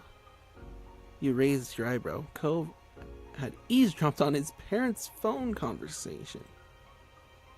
You shouldn't have done that. Eavesdropping is very bad. What? I would have done that too. You didn't comment on him eavesdropping. Honestly, sorry, I like to eavesdrop, and I'm a fox, so eavesdropping's kind of my thing. Ko smirked at the agreement. Yeah, I don't do it a lot, but I heard them talking about me. Oop, not the oop. Are you going to stay with your mom for a while again? Every year, Cove was sent off to live with his mom for a few weeks. When it happened varied. Sometimes he would go during winter break, but usually he went during summer. Even though it was hard news when you found out he was leaving and you missed seeing him those weeks, you understood. Not the XD. Too surprised, however, he shook his head. That's what I thought too, but no. That's not what they were saying. My dad asked my mom not to have me leave this year. He said he could He said she could come and stay with us here. What? Huh? Chad, I don't know if that's a good thing or a bad thing. If your parents divorced, you don't want them in the same house, really. Like, even if they're on good terms, you don't want that. Like, what? Mr. Holland, what are you doing? You waited for him to continue. He didn't. The conversation abruptly dropped off. You couldn't help but stare at Cove. There was a complicated mix of expression on his face. Did she say she would would do? She told him she'd come. I know she's coming soon, before school starts. Oh. You had heard Cove talk about his mom a lot over the years. He'd tell you about past memories, or what happened while he was visiting her. That's odd. Yeah, literally, oddly. Discord, who is messaging me? Oh, just some server that I'm a part of. But yeah, no, that's an odd situation to have. Still, it was one of those things to hear about someone. And another to actually meet them very soon. You were going to see Cove's mom in person. Yeah. You were taken aback by the news, so you could only imagine how Cove felt. You looked over at him. He was pacing across the room, his features painted in dread. Before they barely stayed in the same room long enough to have lunch. Now we're gonna be all together again. The three of us. After all this time, just for a few weeks. I know I should probably be happy they can talk to each other now, but I'm still not. Look, I'm just confused and freaked out. And now I feel really bad. I feel really bad for feeling this way. Don is so... His fist tightened and his eyes became misty. Don't cry on me, Ko. I shouldn't be keep getting like this. It's been a long time already. I'm not a little kid. This thought he wouldn't meet your eyes. You knew he was waiting for you to say something. There's nothing wrong. We can deal with this. I'm so sorry. I know I'm here for you. Yeah, that's a lot. Honestly, I'm sorry, Cove. You know I'm here for you. The tense line of Cove's shoulder eased. Thanks. That makes me feel a little better. Like I'm not freaking out or no reason. A momentary silence fell over the two of you. You marveled at how the day started. You had woke up eager for summer vacation, but now things seem to get so crazy. The mid debacle with Mr. Holland's gift, the newest addition to the neighborhood being so rude, and as if that wasn't enough, now Cove's mom would be living with Cove and his dad again. Oh my gosh, we have to meet her. We're gonna be meeting her most likely, chat. Your whole life was kind of like that. It seemed complete and hard and different. Why couldn't things just get better in time? Dawn, the sound of your name said quietly pulled you from your thoughts. Cove gazed at your... Are you okay? Are you okay? Yeah, I'm okay. He meant it. Yeah, I'm okay. I didn't mean it. No, I'm not. I don't know. Who, me? I'm more worried about you. Wow. Things are kind of bad for everyone, huh? And I will honestly state this. Yeah, I'm okay. And I really do mean it. You knew some things were still good. Cove grinned reassuringly. It was a small delicacy. Delicacy? I don't know. But you know it was genuine. Moonlight from outside cast shadows across his face and lit up his eyes. They seemed to sparkle with his smile. Just that one look brighten your mood somewhat. I think I don't want to take any more talk about don't want to talk anymore about this. He looked away, his lip thinning into a line. A rubble rubbed at his arm. But I'm kind of don't want to go back home either. Could I stay a little longer? Just doing something else? Chat, is he gonna stay over? Oh. He appeared equal parts hopeful and vulnerable. How could you possibly turn him away? You could stay the night, but we shouldn't make this a habit. I got a flashlight and some cards. Are you in? Of course you can stay here, Hiroko. I will pick this one, chat. Let's be real. I can't take this man anywhere without him killing me. You smiled shyly, your voice attentive as he was, but you meant what you said. Ko perked up at your response. A smile appearing on his face. He immediately took a seat on your bed, not afraid to get comfortable in your room. I hope you don't mind getting comfortable. But you felt a little better in the sight somehow. You were still had a lot of worries, but you were glad he was here. And not just tonight. You were glad he came into your life in the first place. That was a change you never want to undo. It felt totally natural to let him into your little world. That initial friendship had deepened so much over the past years. You were certain there was room to get even closer. Oh, you joined Cove on your bed, taking a seat across from him. He smiled at you again, but you couldn't tell this time. It was half-hearted.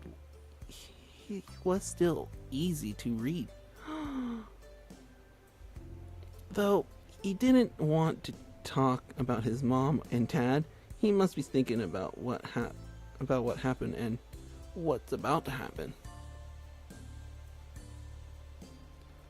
I smiled genuinely at him. You put a hand on his shoulder, you pat his back. That's quite close. Yeah, no, it is quite close. You hug him, took his hand in yours, and you nudge him with your foot. I hug him.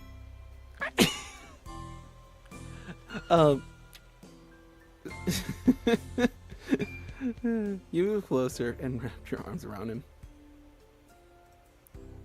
It wasn't much, but you hope the contact helped even a little.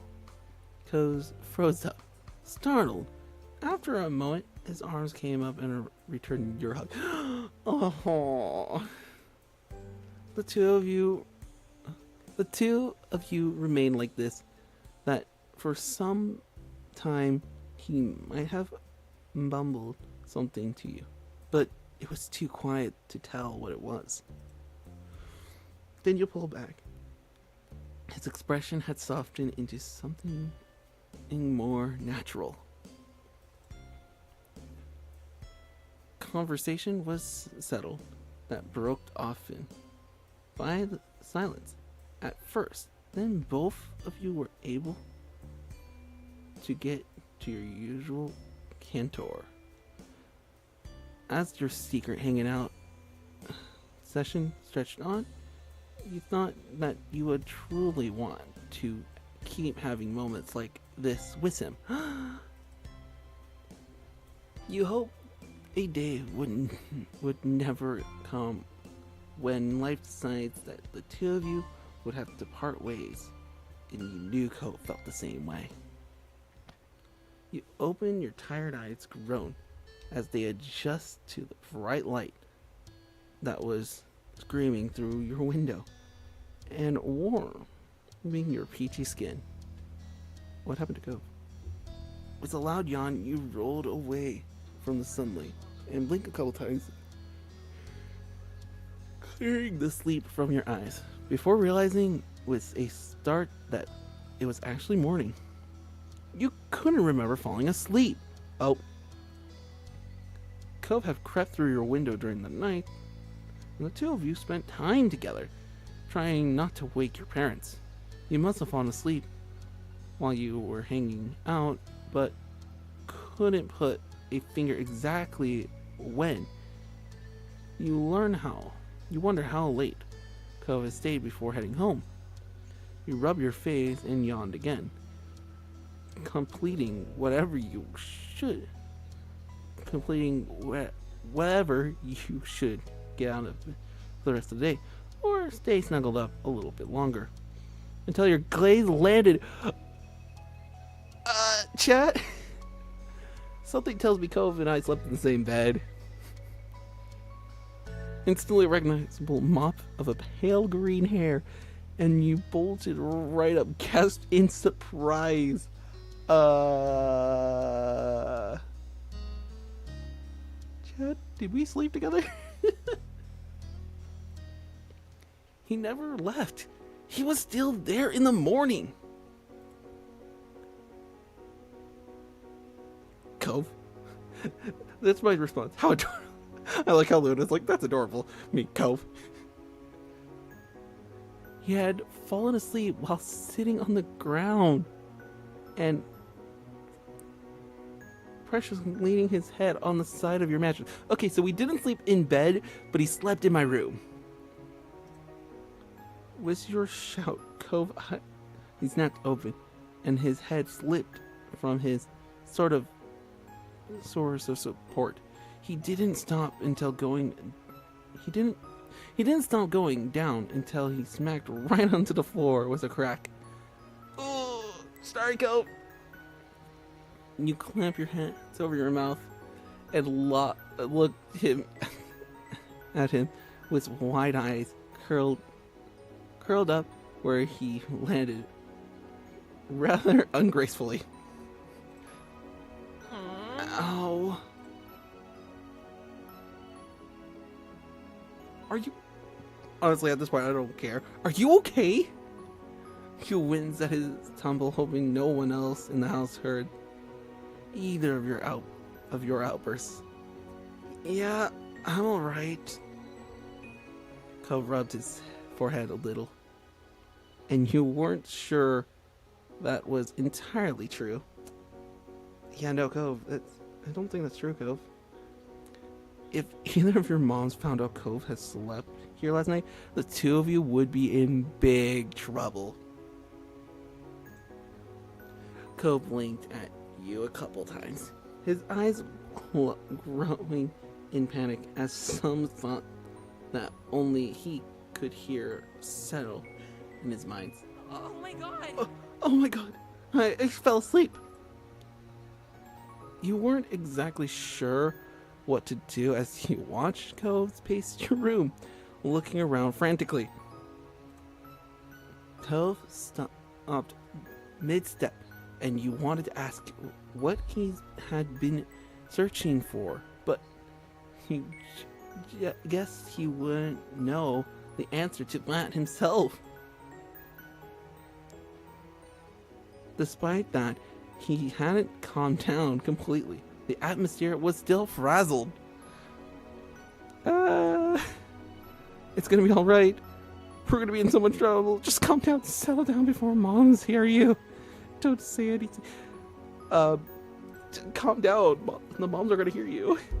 Cove nodded, shoulder tense, as he fixed you with a firm stare with his turquoise eyes. Letting out a sigh, he ran a hand through his hair in expression. He couldn't look at you again as he spoke. I'll see you later. You were confused by how all of this had played out, but hope that It was true. Bye.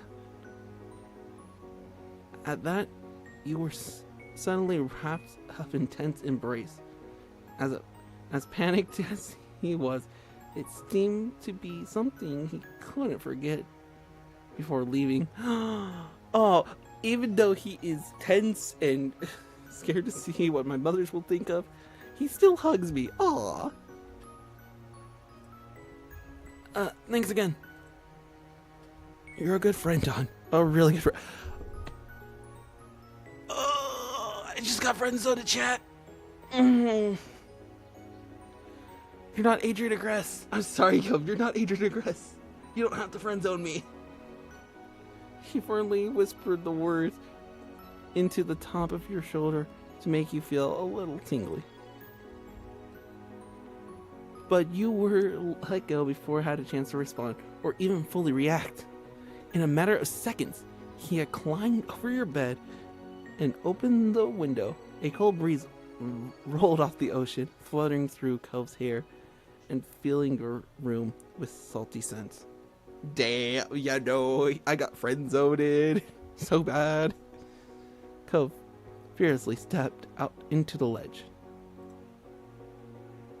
Wish him luck. You railed him to keep going. He suggests sneaking out the door instead. You urge him to hurry up. I wish him luck. Good luck, and please be careful. You gulped, thinking how far the fall would be if you were to miss a single step. You weren't sure if he heard you or not, but kept going along, one foot in front of the other, with increasing speed until his form disappeared out of sight. You stuck your head out the window as far as you could go to try and keep watch. He walked the full length of the edge, jumped down to the top of the garage, then lowering himself onto the fence. From there, he finally dropped down to the ground. You grinned at the sight of his successful climb. He ran off towards his house without stopping, disappearing behind the sign of the other building. You had to admit that you were pretty impressed at how adorable he makes that look. Cove always seems to have a way of seeming so smooth without even meaning to. With a little sigh, you reclosed your window, deciding there had nothing more you could do. You hopped off your bed and got ready to head downstairs for the day. You know what? We'll check myself in the mirror. You certainly look like you had just woken up, with your blue hair sticking up all over the place. Taking a comb from your bedside table, you attempt to fix and smooth down some of the messy strands. You took the stairs slowly, attempting to mask your face into a look of innocence. You were sure that someone would have come into your room if they had heard anything strange, but you couldn't be too careful. You had to play it cool. When you stepped into the living room, Elizabeth was there tapping her finger on the counter. Elizabeth, you're a brat. What do you want now? Good morning, Elizabeth. She looked you over immediately, her eyes squinting at the greeting. Why are you being so weird? You haven't done anything. Your big sister never misses a beat, unfortunately. You stopped in your tracks, heart pounding in your chest, as you wondered if she could see the sweat that was building around you, on your tongue. Okay, you know what? That basically what I think of when I read that is just that guy that's like dreading his sweat. That's just my character right now. He's just. Dawn. He shrugged it up. You calm down. Wouldn't you like to know, Weather Boy? Sorry, I have to say that. Sorry? Exactly. You folded. Wouldn't you like to know? Duh. Real. I would. That's actually why I ask. You shrug uncontrollably, determined not to tell her anything. First suspicion squint occurs as she waited for something. But ultimately, she rolled her eyes and you weren't sure if you were in trouble or not. She didn't seem to care enough to dig any further. Whatever. And when she walked straight out of the front door, letting it slam shut behind her, and you let out a brief sigh. Elizabeth went out most days to hang out with her friends from school around town. Today you were extra glad for it, though you weren't so grateful she hadn't left the house any sooner and risked running into Cove. It looked like you were getting away with that. Breakfast was eaten in peace and alone. Your moms were both out by the time you had gotten up. They left your serving of food for from the breakfast they made: hash browns, an omelet, fruit salad, and there was a few sausage links.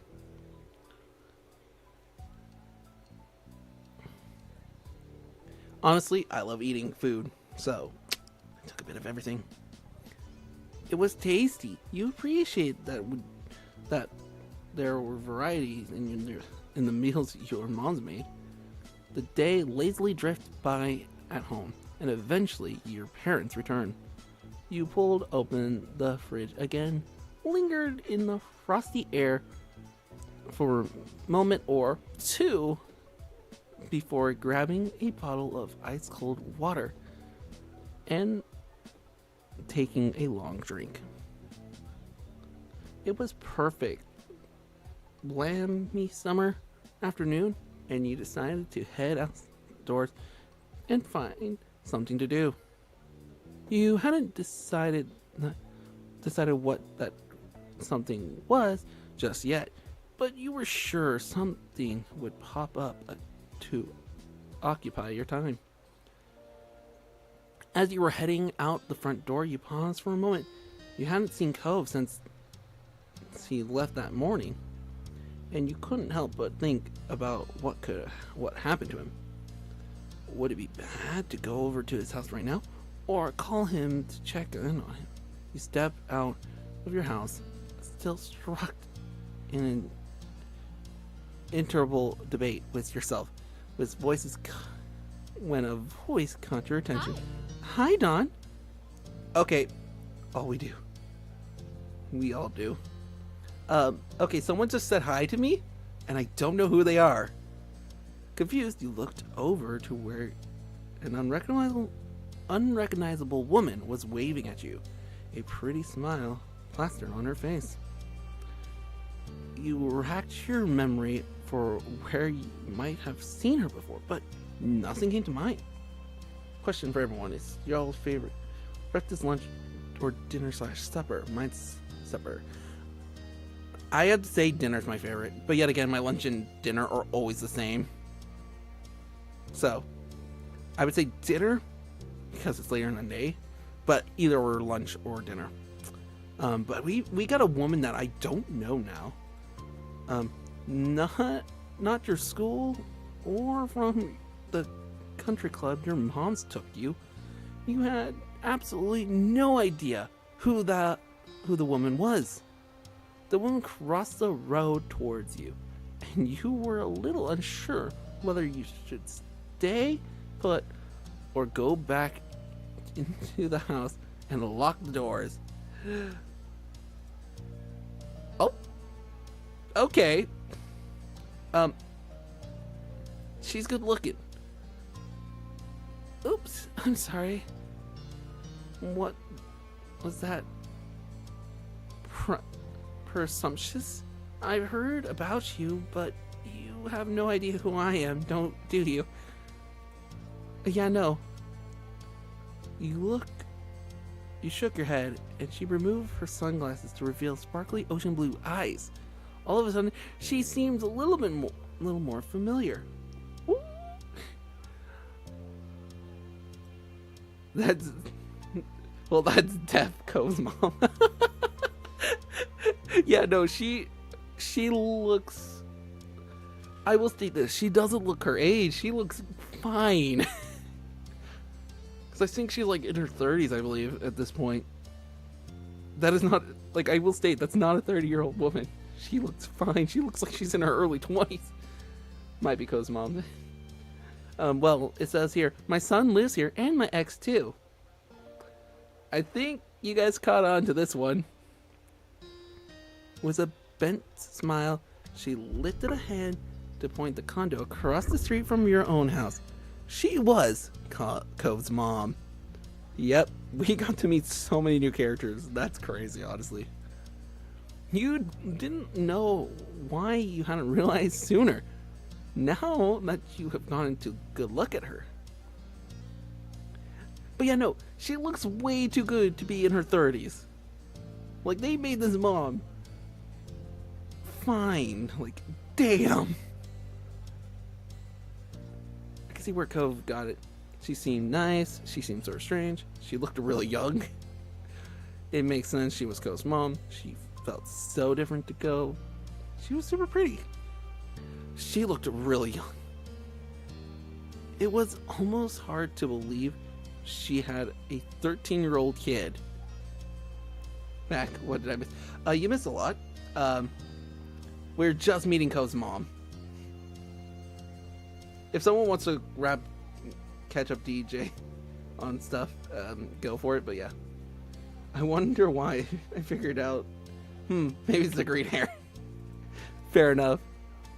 No matter your thoughts on her, you still felt taken aback. She had appeared here so suddenly. Cole mentioned she was coming, but you hadn't gotten the impression it would be the very next day.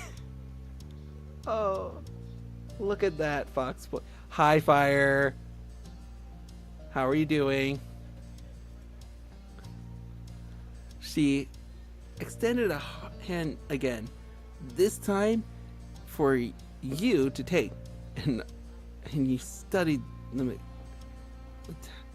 manicured fingers in front of your face, and in the some assortment of bracelets that dangled from her wrist. She just teleported, literally, and that's good to note. Also, I'm pretty sure I showed you Fire this model, but thoughts on my PNG? Just got a new harness for one of my pets.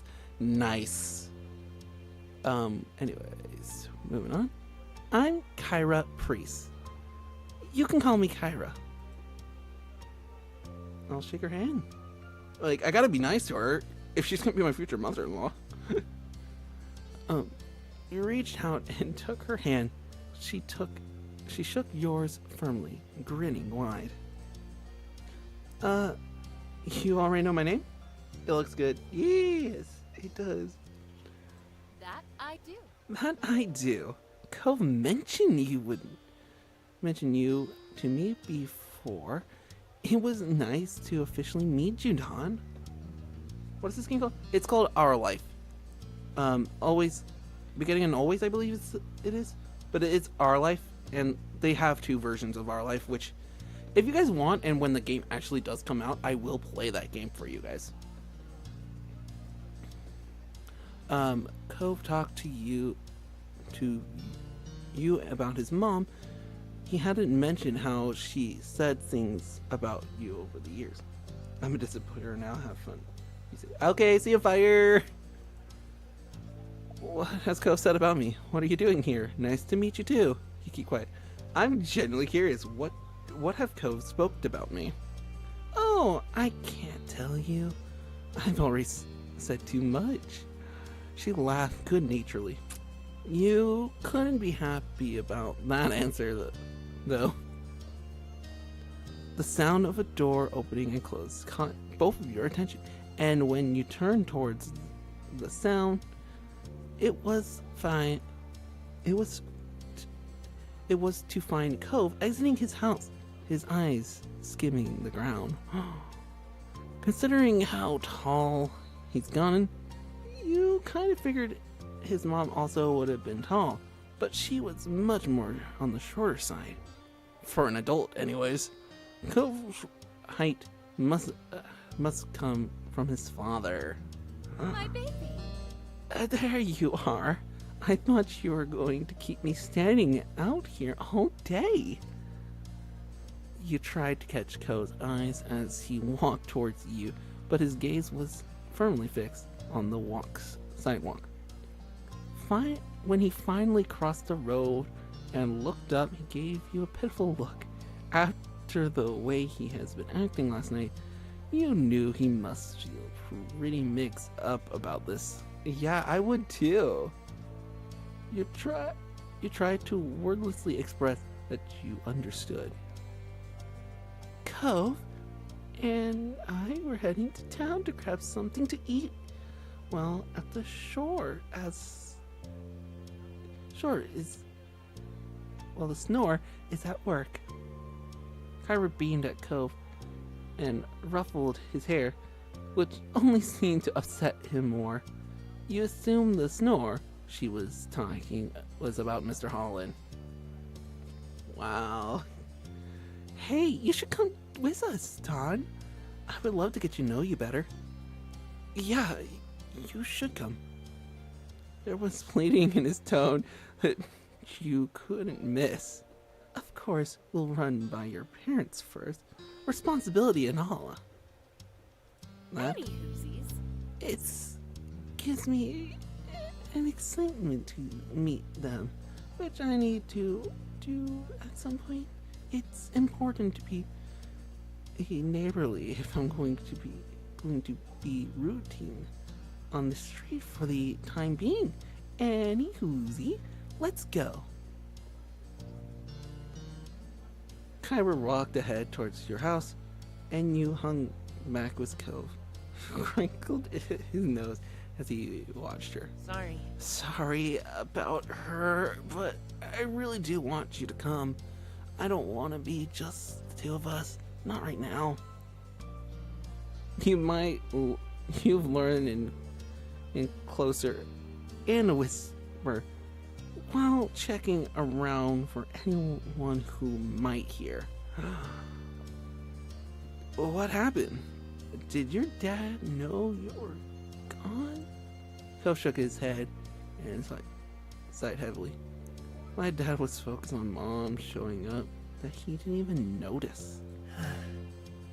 I thought when I heard them on the phone last night, it was something they were planning for the future.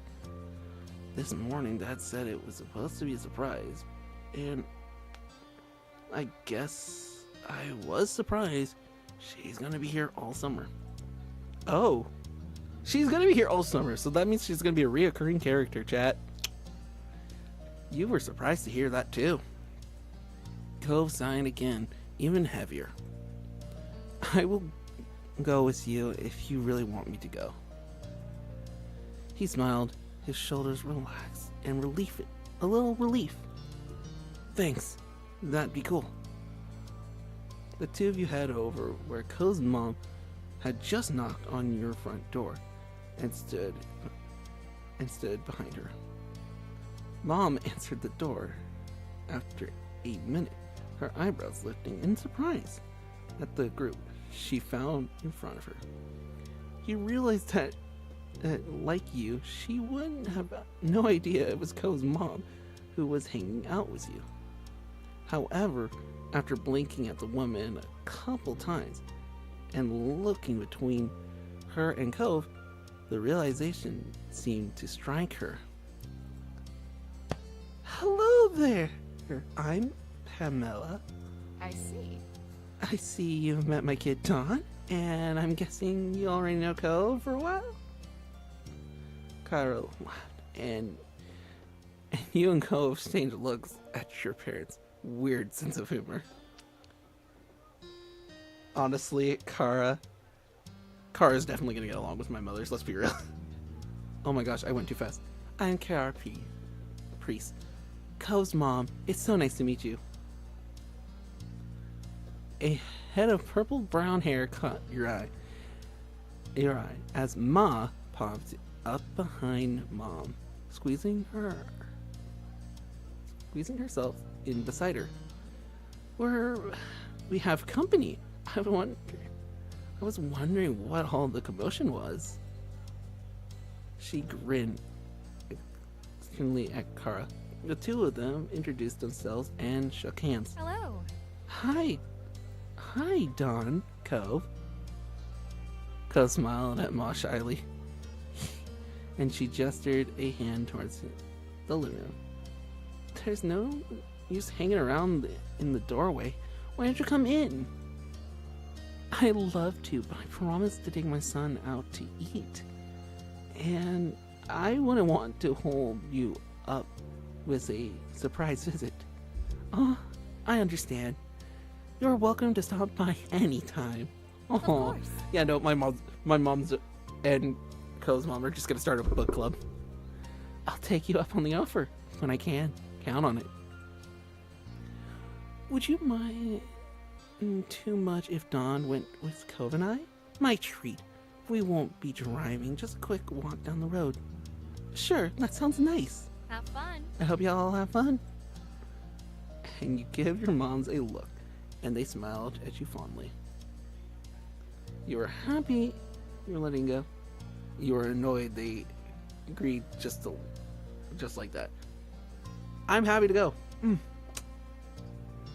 The hair colors is barely see this.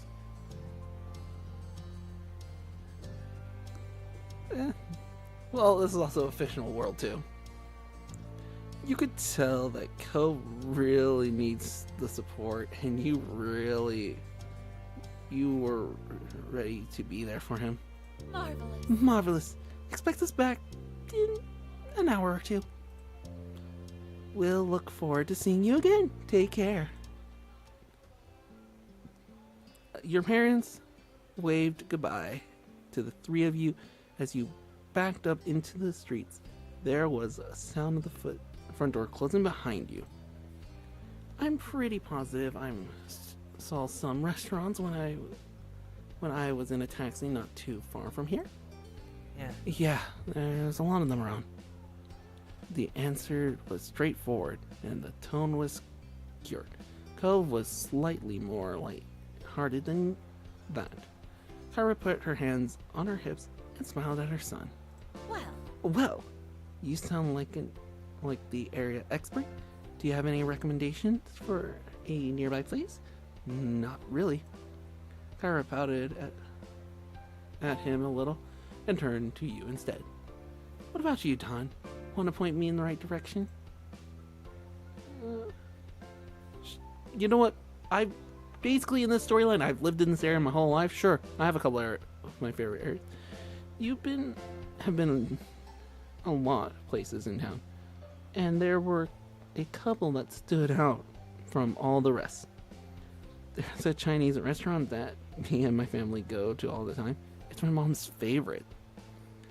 There's also a tropical themed place that tries to be sort of fancy. Both sounds like a treat. I'll leave it to you to pick for us, since COVID's going through a phase over there. He huffed at her and turned his face away. You know what? I've been at these. Technically, I've been at here. You and this Kara picks. I don't have to really. You should choose. You're so polite. All right, let's head up to that fancy tropical place. I'm intrigued. Will you show us the way? You nodded, taking the lead of your little group, as Cove and his mom followed behind you. Together, the three of you left the neighborhood behind. Ooh, new place, chat, new place! The walk was about 15 minutes, and along the way, Kara asked a lot of questions about the area. Cove was quiet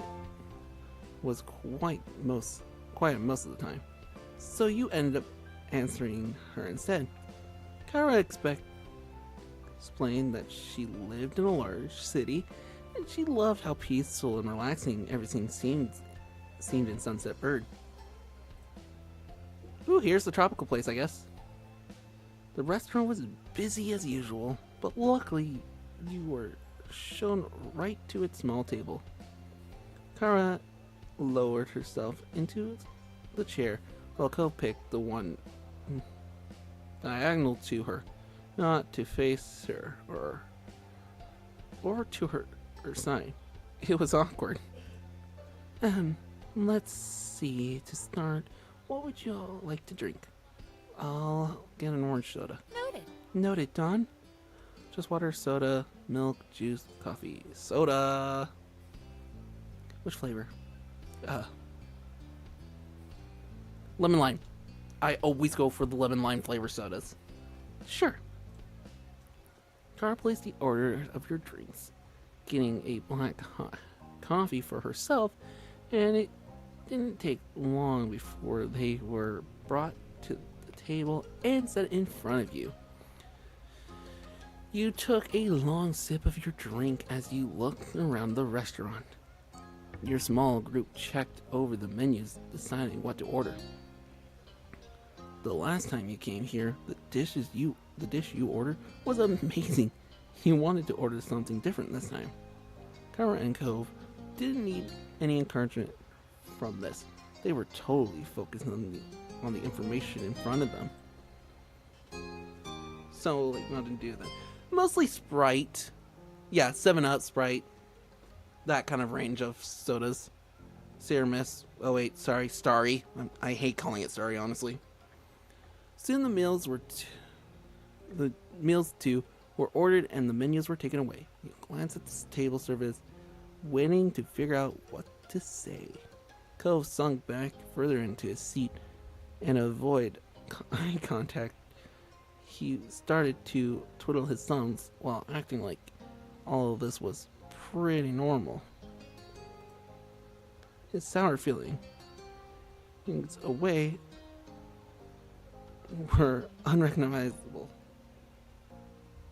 It's not called that up here. Fair.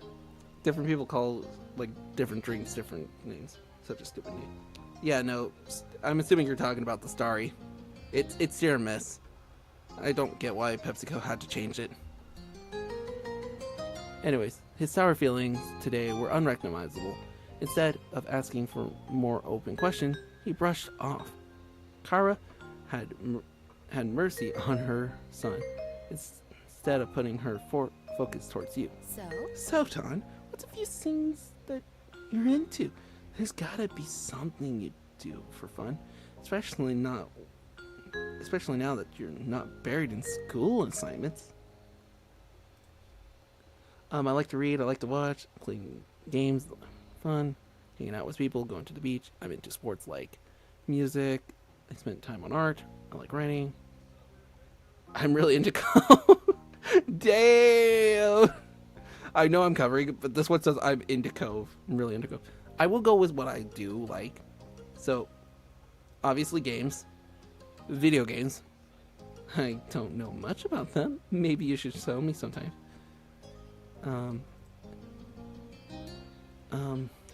There wasn't any other games that I like to play. I like to hang out with people.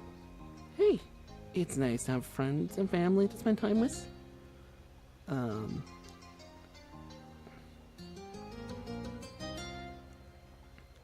I will say this, I do like watching plays. That's very interesting. None of that. I don't like to read.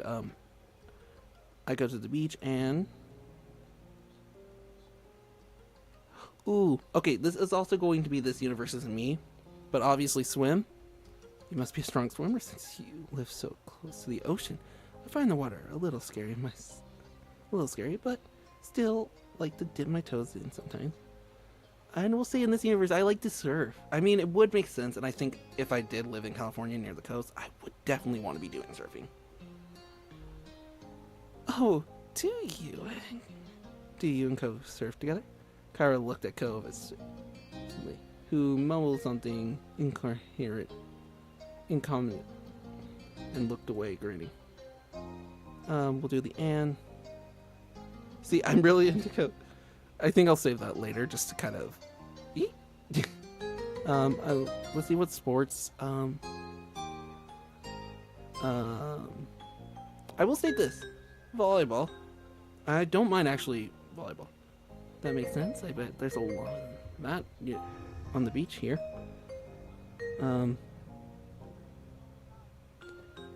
We'll type in a sport.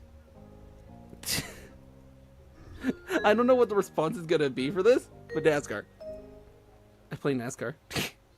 No, I don't play NASCAR. I watch NASCAR.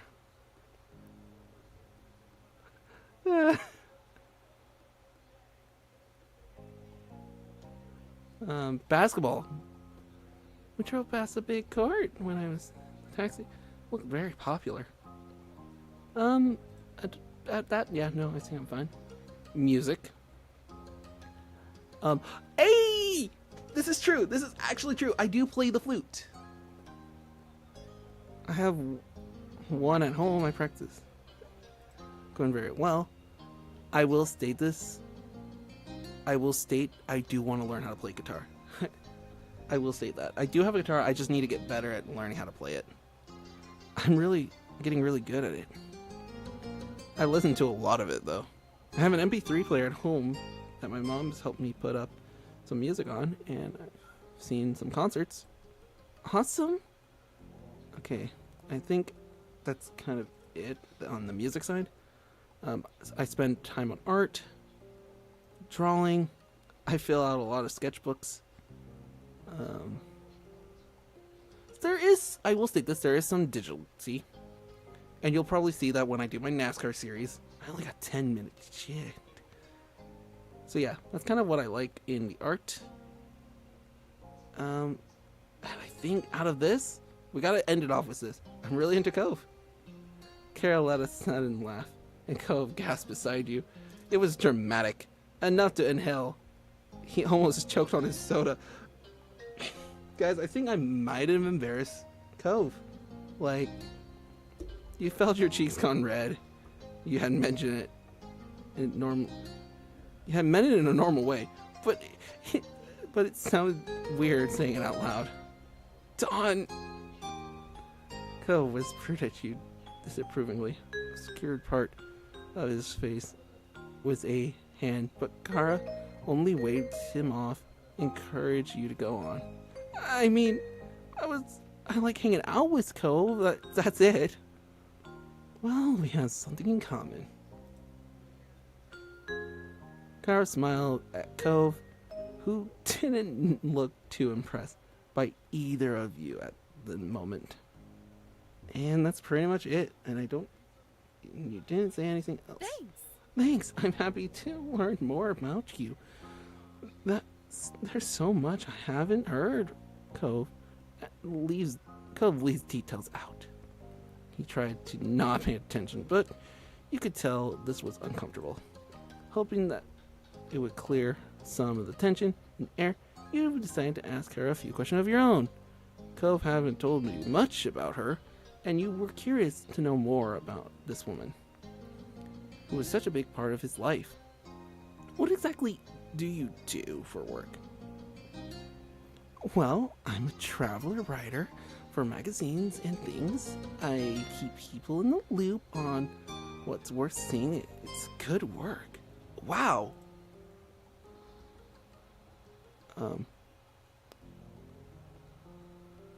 What do you like to do?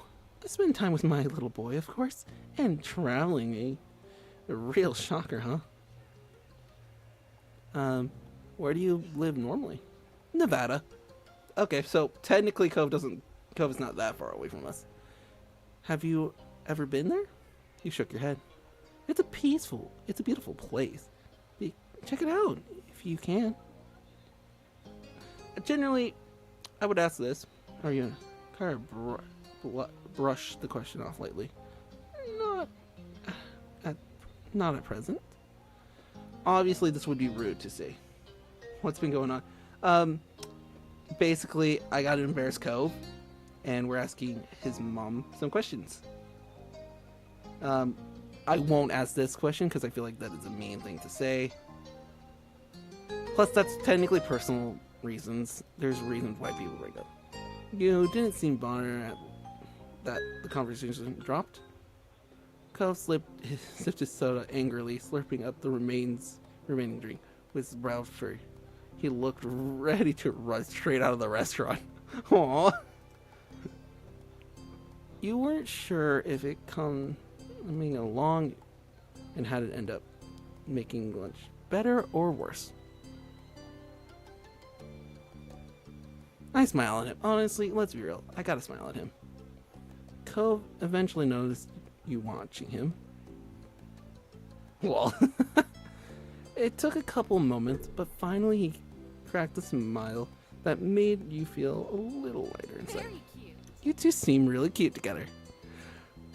His mom's now shipping us.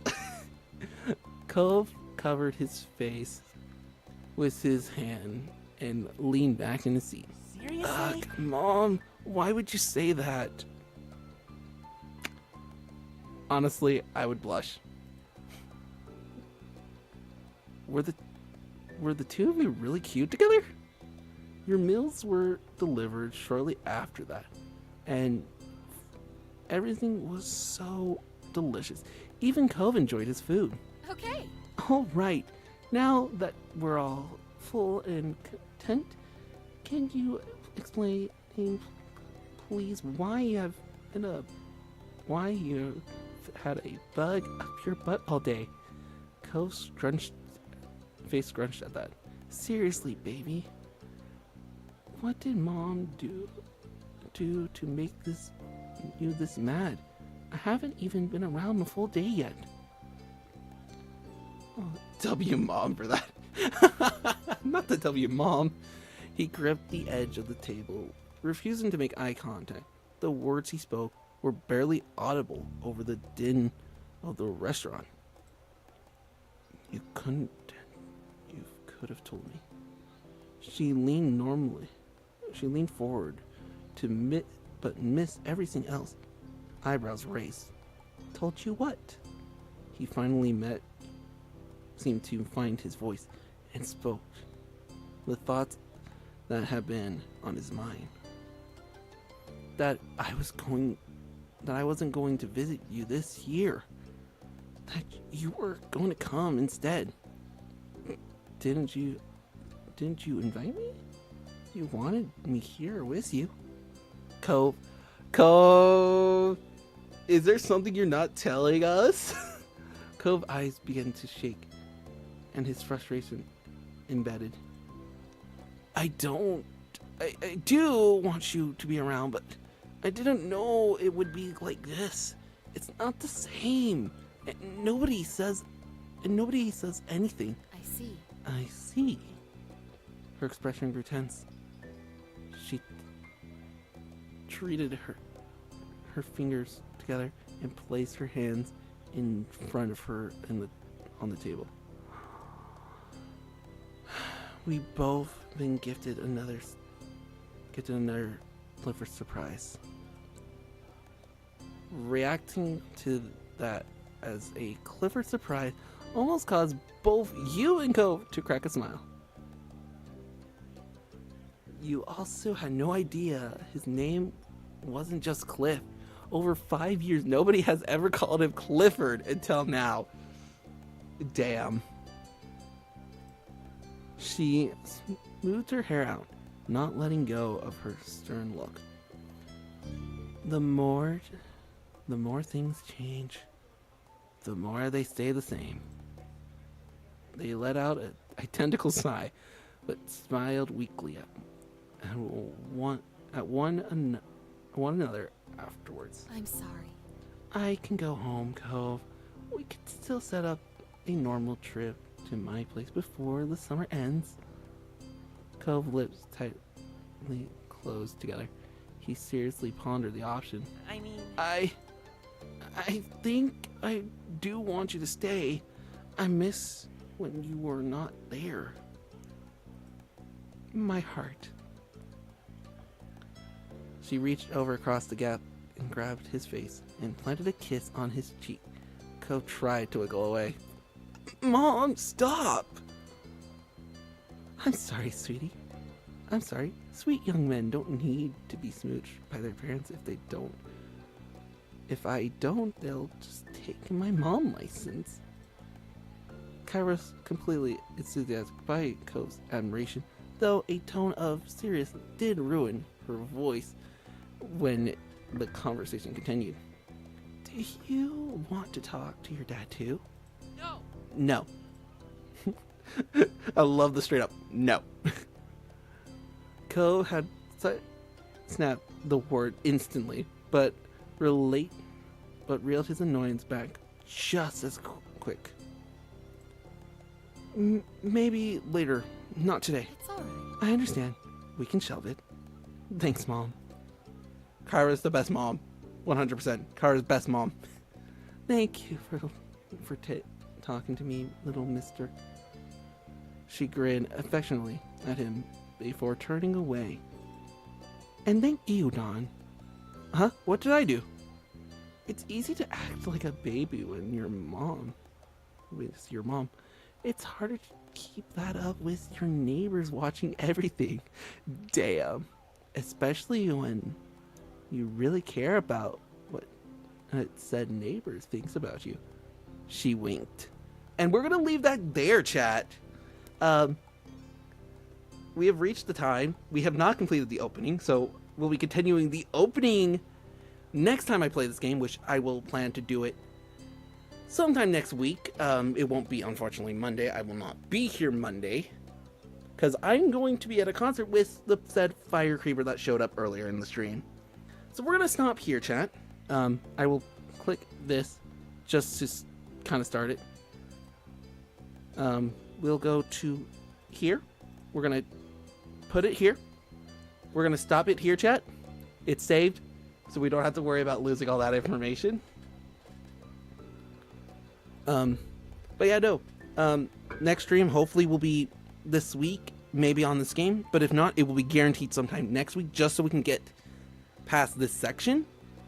So yeah, look for a stream out for later this week. If not, next stream should be next week. Should. I would have to check, but I wish I could stay longer and do the rest of the stream, chat, and try and finish this bit. But this is kind of where we have to end. You get too flustered that. No, Luna, no, it's not that. It's just time, and I have to do something later today, or else I would have continued doing this and finishing up. It's just definitely something that we'll be seeing again later. So yeah, keep an eye out for this stream to come on. I'll probably end up going ahead to see kind of what the story is, because then I get to pick out the title for y'all, because we'll be doing the rest of this and the first 3 stories, basically. So yeah, chat.